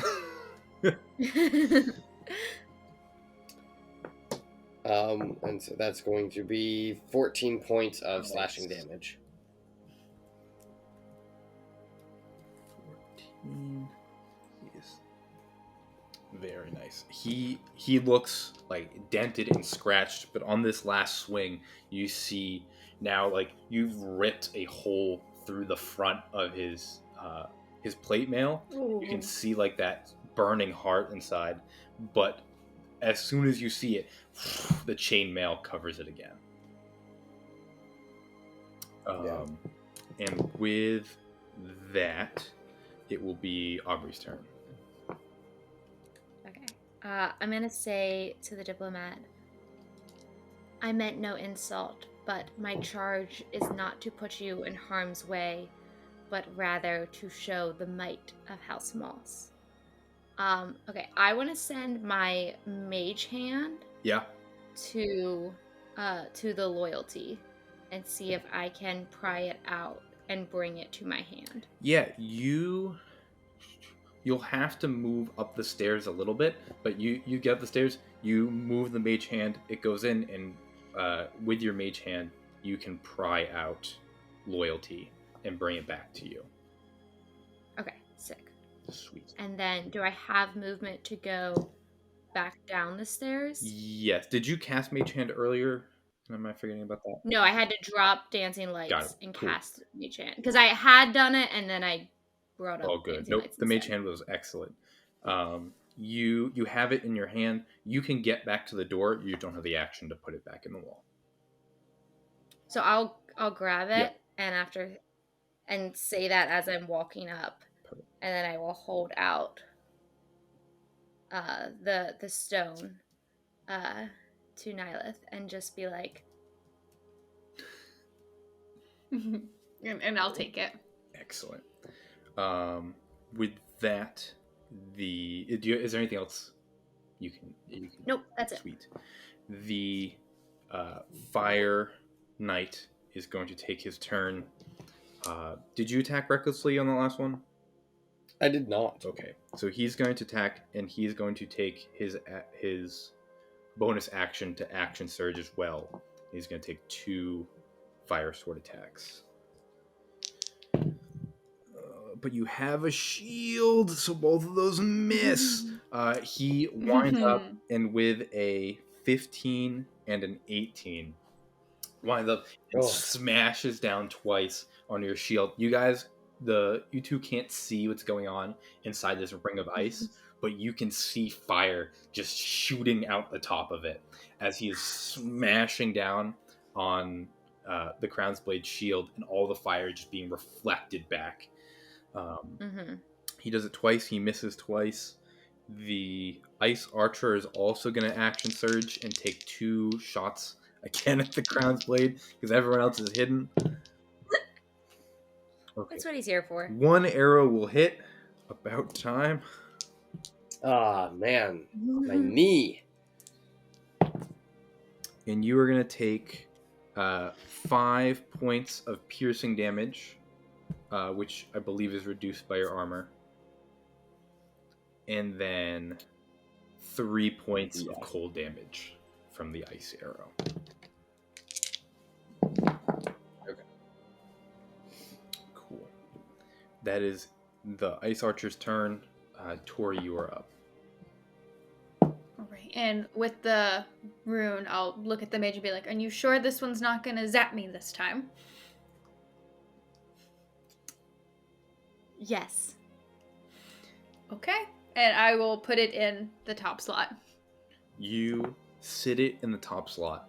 It glows a bright blue. All of them pulse. As it does, Crown's Blade, you see the Fire Knight raise its sword up for one more attack and then halt before bringing its sword in front of you, like in front of itself, and then it steps down to take a knee as it bows at your feet. And the ice wall dismisses, falls back almost like in a flood of water, that rushes throughout the room. The ice archer up top, you can see, lays its bow down and also like takes a knee and bows its head. And as it does, the remaining runes in the wall all light up, and everybody in the room heals 30 points as it Whoa. Ooh. Hell yeah. gives some healing evocation magic. I never even tapped into my HP. Oh, I was fine. I still have extra AP left. Symbiotic entity gives me extra HP. Oh, yeah. So I was Oh. You were sitting I pretty. was like, I had wasn't extra there hit one points where left. even if you succeeded, you took half damage? I was like, how did you not take any damage? No, I was pretty beefy for a moment there. Not me sitting could've here gotten hit. being like, should I give my healing potion to Tori? Like, should I give it to her character? That's funny. I will excitedly say that is for all the D&D, all the RPGs that we played, that is the first time I've ever casted Fireball. And let me tell you, it's a trip. It's very fun. I get why people do it. It was a good one. That's an excellent spell. Sweet, excellent. The runes pulse. The fire knight, the fire sizzles out and becomes dormant. The ice knight, you can see like water just pour off of him and drip onto the floor.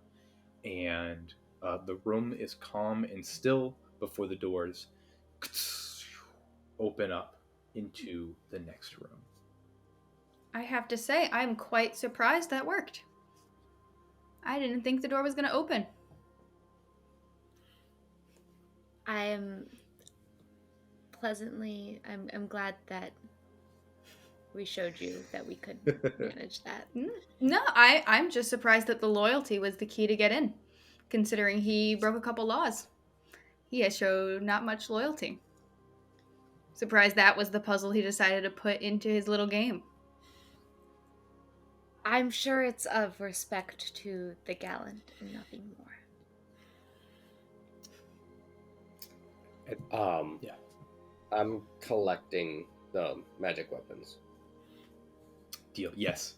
You absolutely. Of course you are. That's what we were sent for. Yeah. I'm also going to say, with combat over, your bleed stops. You don't keep taking bleed, especially with the healing magic. I was hoping that the healing. Yes, the healing. would stop it, but It's not a rule in here, but I think if you take healing at any point, that also ends the bleed condition.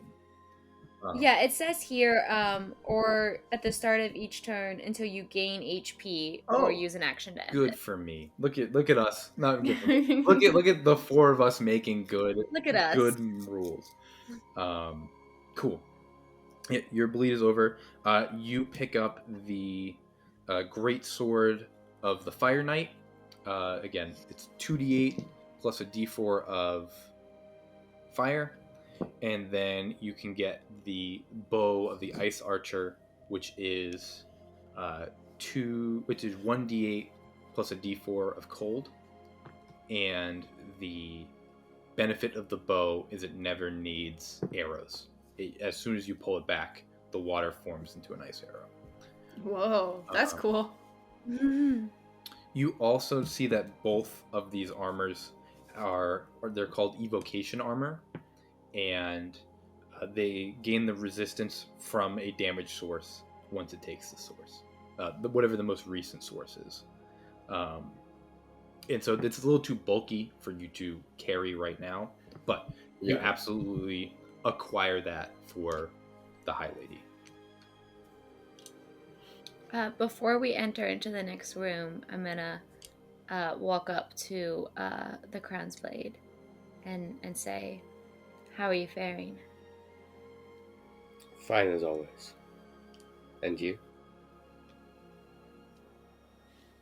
I am healed.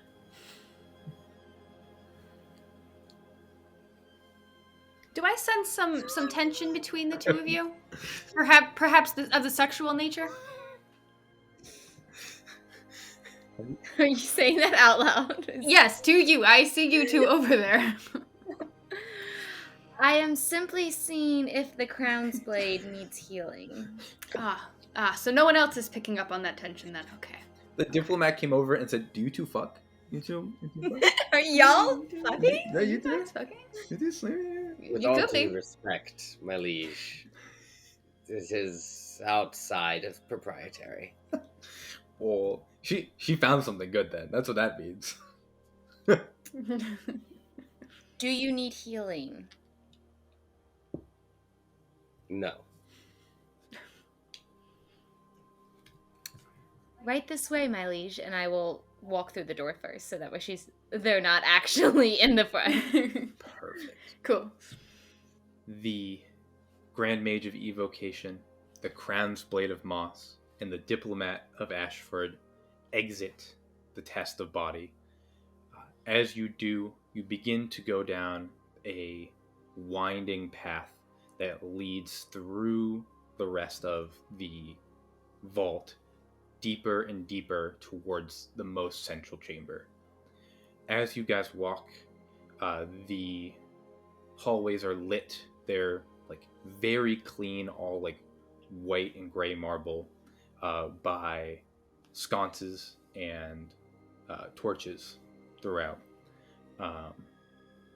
And as you go, you realize for the first time, like the first time in a while, the last couple days, you guys are completely by yourselves and like without prying eyes watching. In all three of your jobs, you often have a lot of people who are in the room that maybe aren't privy to the things that are going on.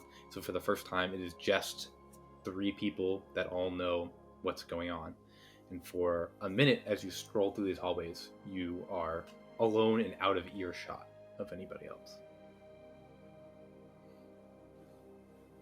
So, my liege,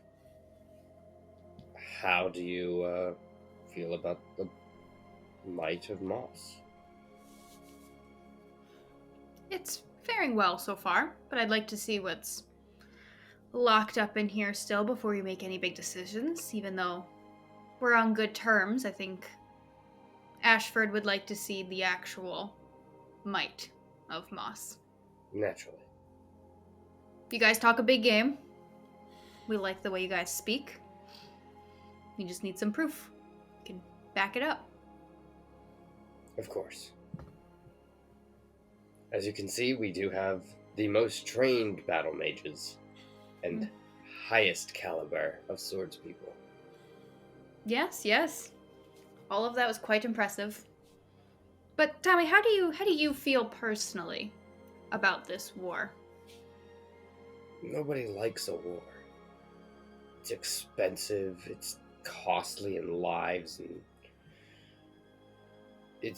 they serve a purpose. They're necessary, but evil. Really, with combined might, we can make this quick. Save lives on both sides. A wrong was made, and a right must be made quicker.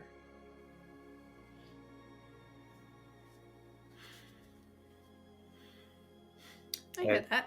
Yeah. You're good. As you guys have this discussion, you come out of this hallway and move into the final chamber of the vault of Lefariel. That worked really well. I tried to play it cool, but it was really cool, and that was a good one. That worked really well. You entered this final room, and as you come out of the hallway, there is engraved into the tiled floor are the words, "A test of heart." And as you move past it, the tiled floor begins to give way to grass and wildflowers. As you can see, this whole room, which is larger than it should be for being the center of this building, is covered in grass and like a beautiful field. In the center of the room stands a towering metal door, at least 30 feet high, 3 stories at the least. Around it falls rays of magical sunlight that illuminates the area immediately around this huge metal door. As you take survey of your surroundings, you once again realize how truly large this room is, and how it's hard to tell where the walls are in this room. Like, as the sunlight fades, it's tough to see the walls. And then you see them standing at the farthest edges of your vision, just on the cusp of where the light fades. There are statues, hundreds of statues. No, thousands of statues. All perfectly carved marble statues of soldiers. Each section, each garrison wearing or carved the armor of each house that they represent. They stand in perfect rows, each silent and keeping eternal vigil on the gate to the vault. And you feel thousands of eyes look upon you as you move into this room towards this huge gate. You also can see this door is not like going to somewhere else. Like, it is just the door. There's nothing, like, there's no wall it's connected to. It's just a door in the middle of the room. And you guys enter this threshold. Can I do a nature check on the grass to see if it's real? Yeah, sure, absolutely. It's a 9. You touch grass. The the sunlight is definitely magical, but this grass is real. This is real grass. The 3 of you enter into this chamber, greeted with your last obstacle before being within the vault of Lefariel, and again are surrounded by thousands of what feels like watchful eyes of all of these statues. What would you like to do?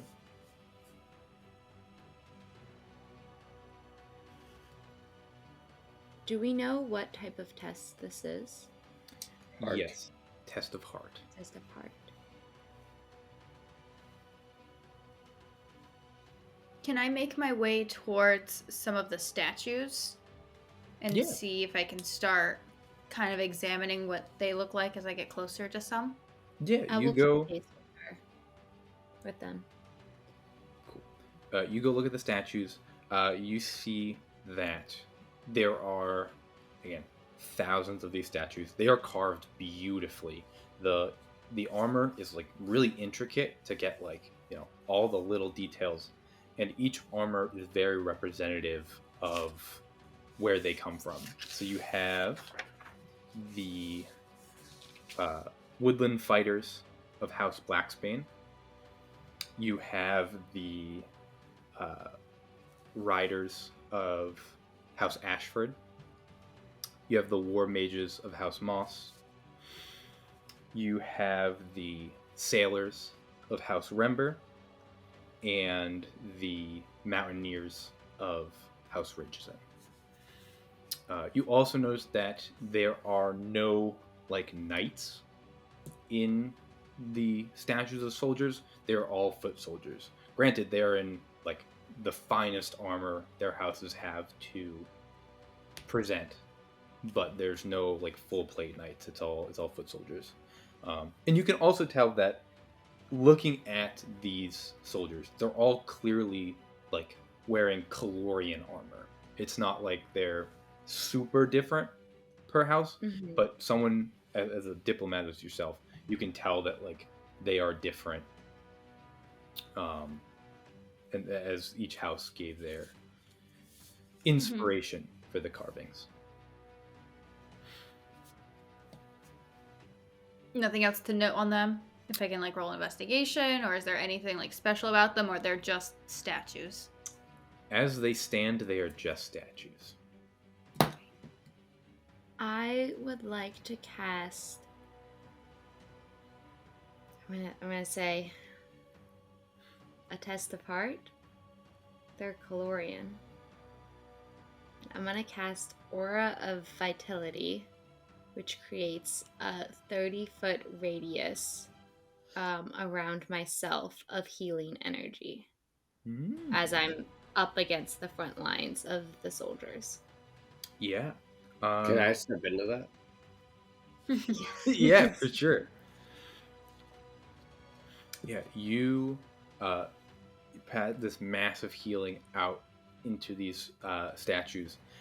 As visibly, you don't see any change in the statues, but the Crown's Blade is certainly much better off than he was before. You can get. Can I cast Detect Magic after she's done that, and to see if there's anything else in the room that has triggered or anything else going off based off of what she's done? Yeah, sure. 4 points of healing. 4. Blade. Thank you. Mm-hmm. I guess every 6 seconds I could choose to give you the healing. But you look around. You obviously the magic from the sunlight and the magic from the Grand Mage. Aside from that, you see there's a ton of magic coming off of the big metal door. There is a inscription that is written on the door that you can't quite see from this distance, but it is magical, but also like you can physically read the inscription on the door, but the inscription was magically written, but it's not invisible to the naked eye. And then you also notice behind the door there is a small podium within the sunlight that is giving off magic as well. Can I make my way over to the door and the podium and read the inscription and check out that podium? Yeah. What was everyone else doing while she does that? I will move and stay with them. Deal. Yeah, I'll stay with the diplomat. Cool. Excellent. Another 5 points of healing. Crown's Blade. Perfect. You move into the area of sunlight. It is like it casts like that warm, not too hot, but like just warm to warm the skin to the touch as you enter the sunlight. You see a couple things. The podium here is a. I'm looking at the wrong sheet. The podium is stands about like chest height, and on it there is a inscription on the podium that says, "What I value over all." On it there are 7 ivory wheels, each with every letter of the alphabet on it, and they're all set currently to the letter A. So there's 7 letters, and you would turn the dials to spell something. On the door, there's another inscription that reads, "Beyond awaits the nemesis of knowledge, the bane of learning, the death of academia. This threshold is the line that separates the accumulation of power and the abuse of it. May history forgive thee who delve deeper still." And as you read these words, the diplomat and the Crown's Blade each see movement out of the corner of their eye. But our Grand Mage notices that as they look, they both look in different directions. And as you look, you see movement more movement, shifting of thousands of soldiers. And then all of a sudden, small movement becomes an explosion and a rush as hundreds of these stone soldiers begin to rush across this field, all crushing down on where you are. And I need everyone to roll initiative. Oh, I thought it was peace. I thought the answer was peace, Jonathan. That's not his name. I just wanted to make it longer. It's my name now. I said whatever you say during the session is canon, so that's my name. You legally changed my name. I legally made it longer so I Yeah. could say a longer version of his name when I'm mad. Excellent. Oh. Jake, what did you get? 12. 12. Aubrie? 14. Excellent. And Tori? How'd you roll so low? 15. 15. Wow. Yeah, I rolled a 12. Wow. I rolled a 4. Okay, cool. I was gonna say your initiative bonus is high. So the way that this combat is going to work, I'm going to try something new that I would like to implement in the campaign for a couple encounters. So this is a massive amount of enemies. Hundreds of these soldiers are sprinting down with swords and spears and axes, and they are crushing down on our 3 storytellers. As they come in, the stone soldiers of Lefriel are going to count as a single horde. Now, in order for our players to prevent this horde from falling upon them, they will need to meet a damage threshold every round. So if you're able to meet or exceed the threshold, you do not get the swarm of stone soldiers to fall upon you. If you fail to meet it, then they will be upon you and they will begin to deal damage. In addition, that threshold is going to go up every round. So to set that threshold, we're going to roll a couple d6s. So I have a handful here. I believe this is 40 d6. But we're not rolling all of them yet. Did you say 40? This is 40 d6. 40 d6. But we're not rolling all of them yet. This first round is 3 d6, and that will set the threshold that you need to beat. I will tell you the number of dice. I'm not going to tell you the number I rolled. Okay. So I have a number here that you must beat this round unless the stone soldiers fall upon you. Lovely diplomat, you are up first. Oh boy. My first time being first. I would...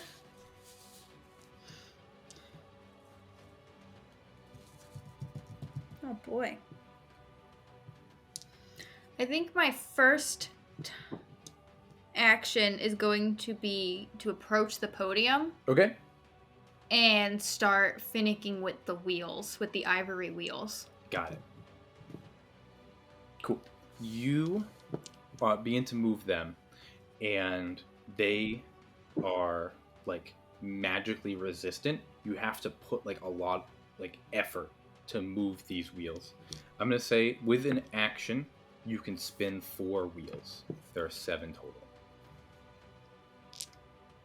I'm gonna try making the first 4 D-E-L-L. D-E-L-L. D-E-L-L. Okay. And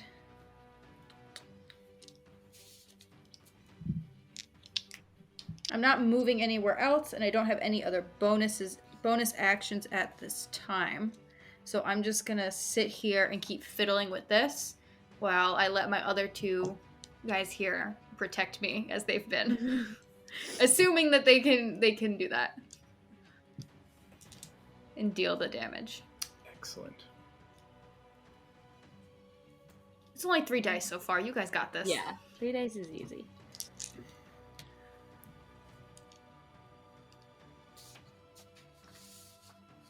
Is it me? Yes. I apologize. Aubrie, you are up next. Sorry, I was like, I think I'm up, but I Yes. don't know. Nope. if I these was guys- double checking my stuff, and I got caught, lost in the sauce. Aubrie, you are up. Okay. I have a question. Yes.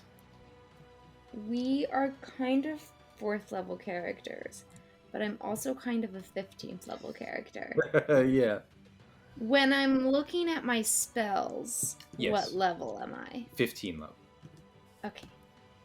That significantly changes the amount of damage I can do. Mm-hmm. Okay.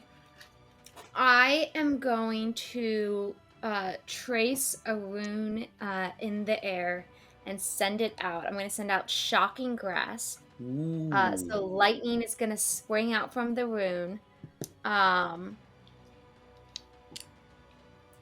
I have to touch. Can I get up that close? Yeah, so you watch the mage wait until one of these things runs all the way up to her, goes to swing, and then right as you get them, you touch them. Okay. So I have to make an attack roll. Yeah.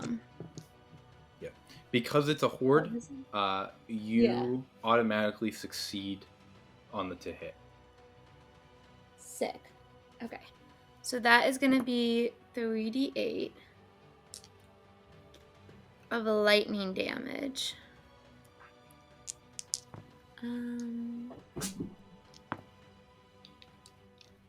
So that's 13 lightning damage. Wow.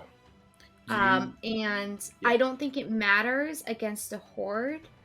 But they cannot take a reaction until the start of their next turn. Okay. So I'm going to back Yeah. up, assuming that they can't swing on me. Yeah, sure. I also would have gotten advantage because they're wearing armor, metal armor, but I just hit. Excellent. You watch as the Archmage touches, or the Grand Mage touches this guy. She gets all the way up to him. She touches the statue, and then the lightning ripples through like a whole like quarter of the room. Like as it goes back, you can see it go like 50 feet back into this horde. And 13 of these statues, the chest explodes backwards, and they crumble to the ground. Excellent. Jake, you are up. Well, odds are you met that damage minimum. I don't know if I'd say that. I mean, odds are you did. The maximum of 18, and you did 13 points of damage. Sure, but Statistically, you probably did. However, However, how far away are they? Are they like on top of us? they are rapidly approaching. You can do melee with them or do ranged. It is up to you.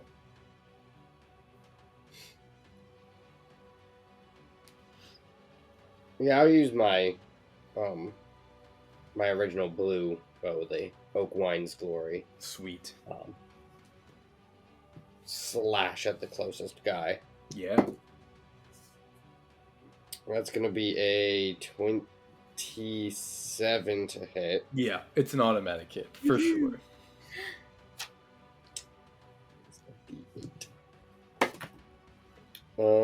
And so that's 10 points of slashing damage. Excellent. 23 points total.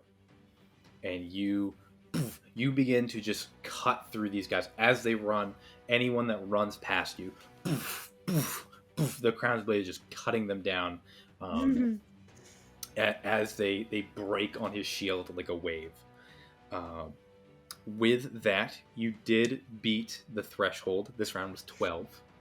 And so now, this next round, it doubles to 66. As I told you. as twice as many soldiers begin to pour out from all directions. Now from behind, from in front, they're coming around the door from the sides. And now... Oh, I don't know how we do this.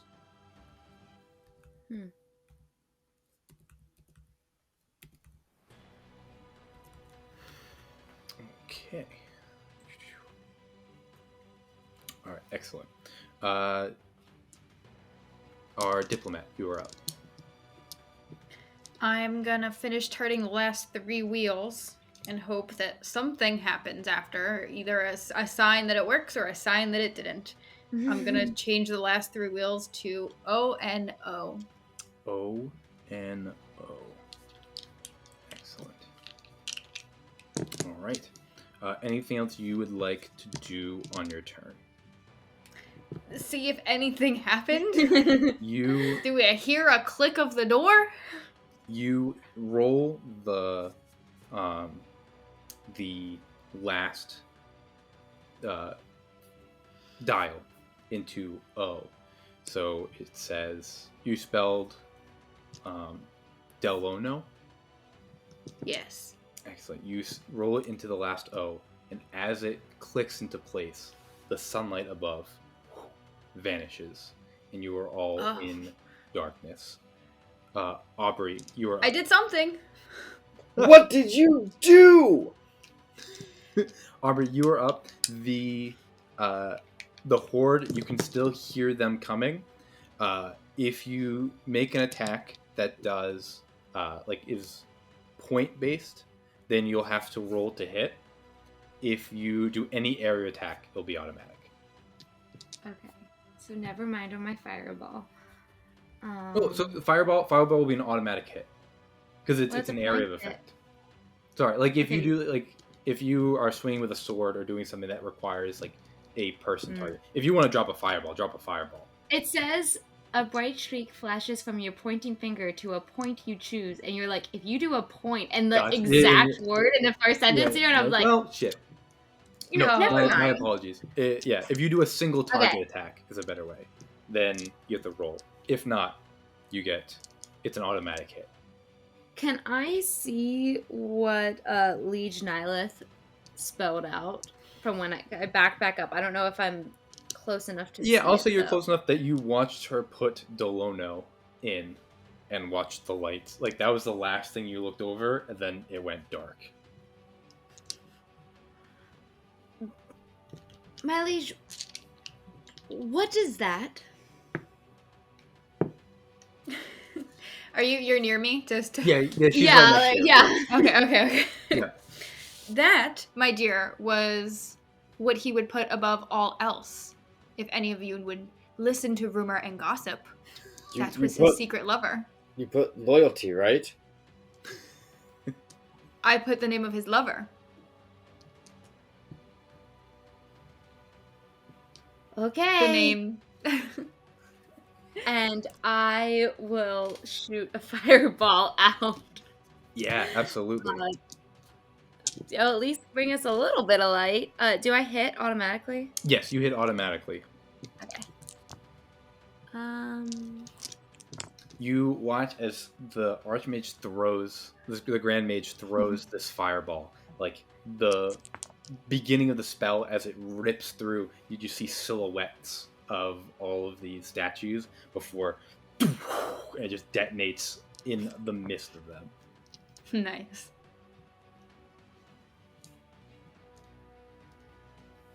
That's 36 points of damage Wow. from the fireball. Excellent. Well done. I can't do this all day, guys. Crown's Blade, as you were in darkness, I'm gonna say that the fireball illuminates the room well enough that if you want to make an attack with your sword, it will not be at disadvantage. You can just make a normal swing, as the room is illuminated by this fireball on one side, and you can see the shadows and the silhouettes of all of these soldiers. How many dice did you roll? 6. And she did 36 points of damage? Yes, you did. Okay. I'm going to go to the letters.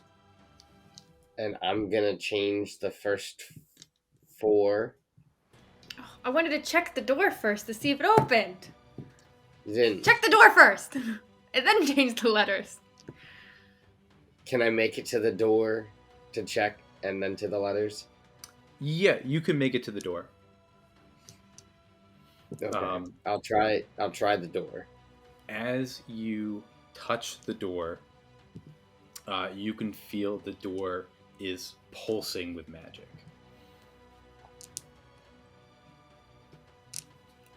So you're saying don't touch it? You put your hand on the door and you can feel the magic humming within it. And right. it feels like It's something. a magic door. It'll open just like all the other ones. There's no knob. Yeah. Okay. It feels like the door is working. Yeah. I'll go back to the letters now. Deal. You are at the letters.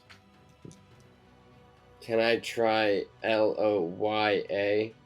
It does not cost an action because as soon as you start, the dials are locked in place. Oh.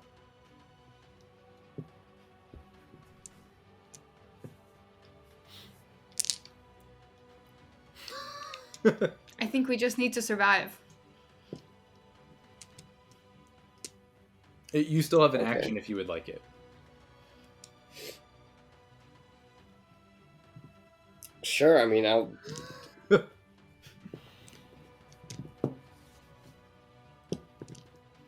Sure. I'm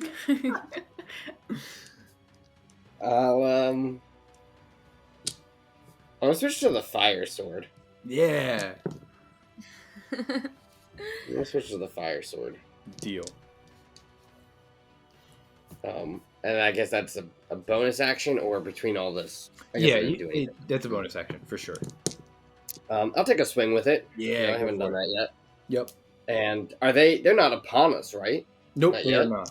Nope. Cool, so then they're not going to get advantage if I swing recklessly with this fire sword? Most certainly not. That's going to be a dirty 20 to hit. That will definitely hit. 11 points of slashing and 3 of fire. Wow. You cut through another wave of these stone soldiers as they pour upon you. As your turn finishes, suddenly the entire room is engulfed in sunlight. Not just the door, but the whole room. You can see all the rows of these soldiers here. And as the sunlight fills the room, the soldiers closest to you begin to slow their sprint to a jog and then to a walk. And then they finally stop. The whole, as the immediate ones stop, the whole ring of soldiers marches 4 paces. You can feel the floor rumble as they march closer. And as they stop, every single one in unison salutes the 3 of you with a Calorian salute and then takes a knee. And the stone army of Lefariel is at your disposal, Crown's Blade. And with that, the other 2 see a silvery line splits the center of the door, and it creaks open just a little bit.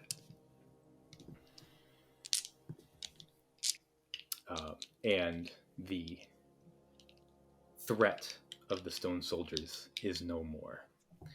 And nobody let me roll 12d6, so that's fine. Our incredible archmage disposed of that whole wave in 1 fireball. That was yeah. And that was excellent.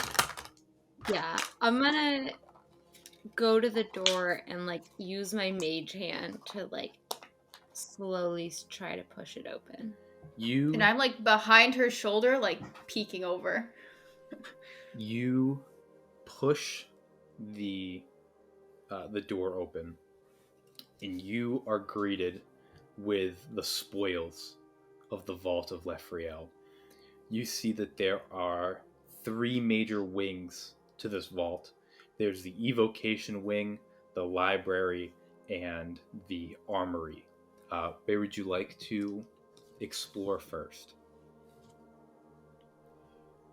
Would you show me around the evocation wing? Of course. The two of you stroll to the evocation wing.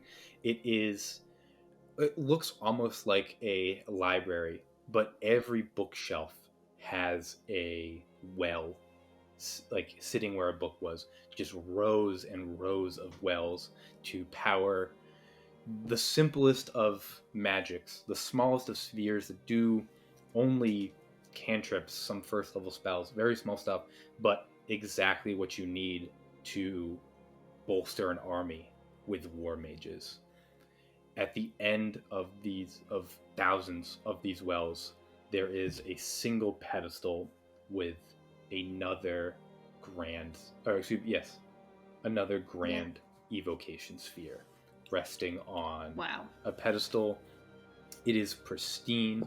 It is like a blue, like watery sphere that looks like someone took a drop out of the Oakwine River and just set it on a pedestal. I'm gonna pick it up and say, "This, my liege, will, with proper training and the proper mage,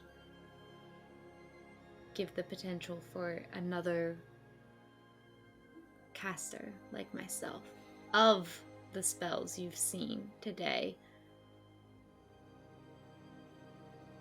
That sounds wonderful. Do you think your school would supply someone of such caliber? Do you think your students are up to the tasks? I think my students will make excellent mage warriors on the battlefield. Wonderful. I think perhaps another professor or someone who has studied for a long time, such as myself, will take the siphon here. Fabulous. And what of the armory?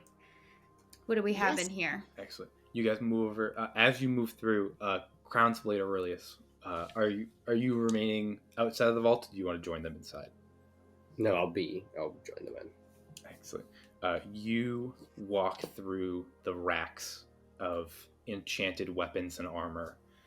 You see displayed beyond the others, the more simple, like magical weapons, are the 6 blades of the elementals, each in a row on like beautiful, like fabric display on like laid out beside each other.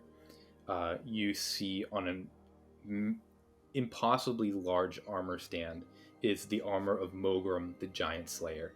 It looks like it's plate armor that's like twice the size of yours. Like it looks too big to fit a normal person, but like when Mogrim walked to the lands, like a just tower of a man, and you see the armor of the Giant Slayer there.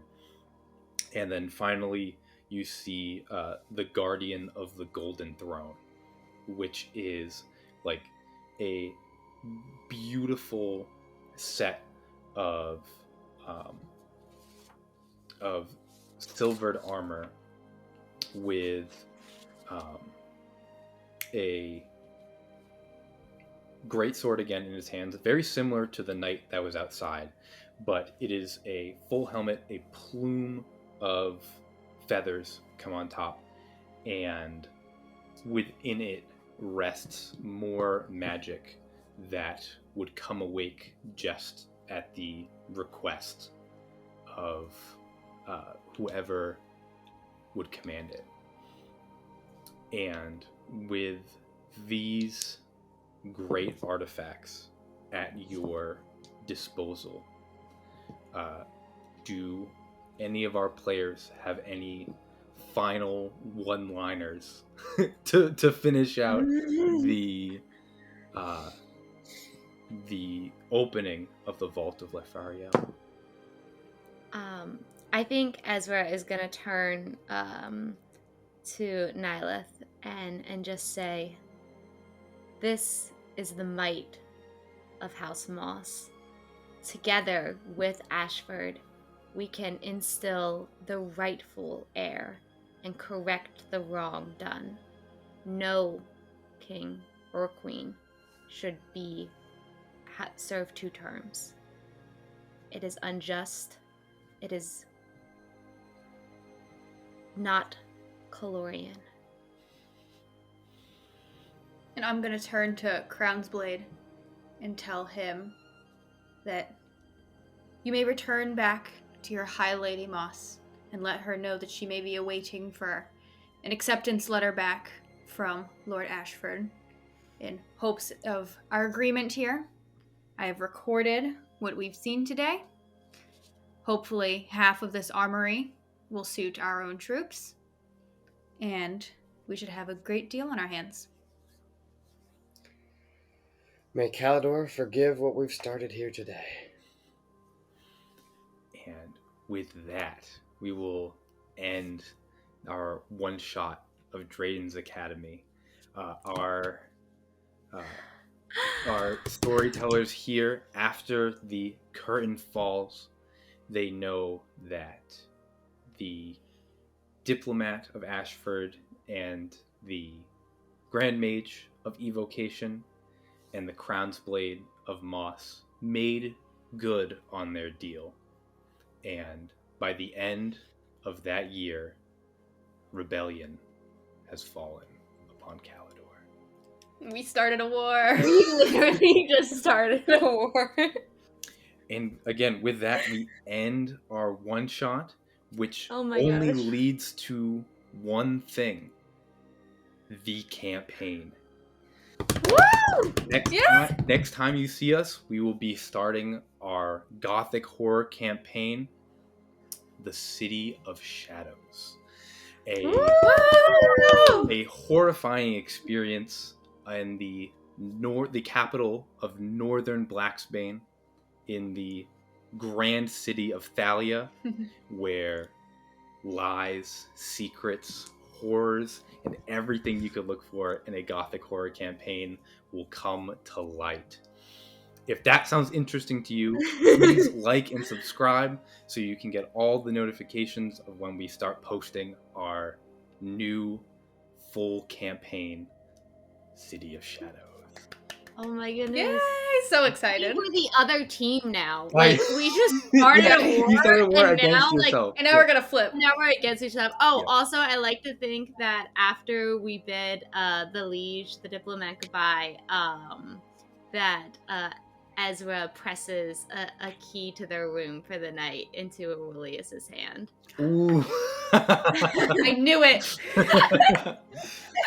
It's a long The travel. diplomat loves drama. I Oh love my it. gosh. They were feeding off drama. They picked up on all the tension. Yes. I was begged rooting for Jacob them. beforehand. I was like, can our characters be secretly fucking on the low? Really? Like, That's so good. Good for you. That's funny. I couldn't I tell. love it. I couldn't tell if you were like trying to play on like this secret, not even affair, but like this secret like love thing, or if you were like, nope, they're just married and they love each other, and like you know what? Every time they interact, like they can't help it. I mean, both are really cute. I was just like, oh, that's fun. That's excellent. There you go. Lefrael isn't the only Crownsblade to have a secret lover. That makes 2 of them.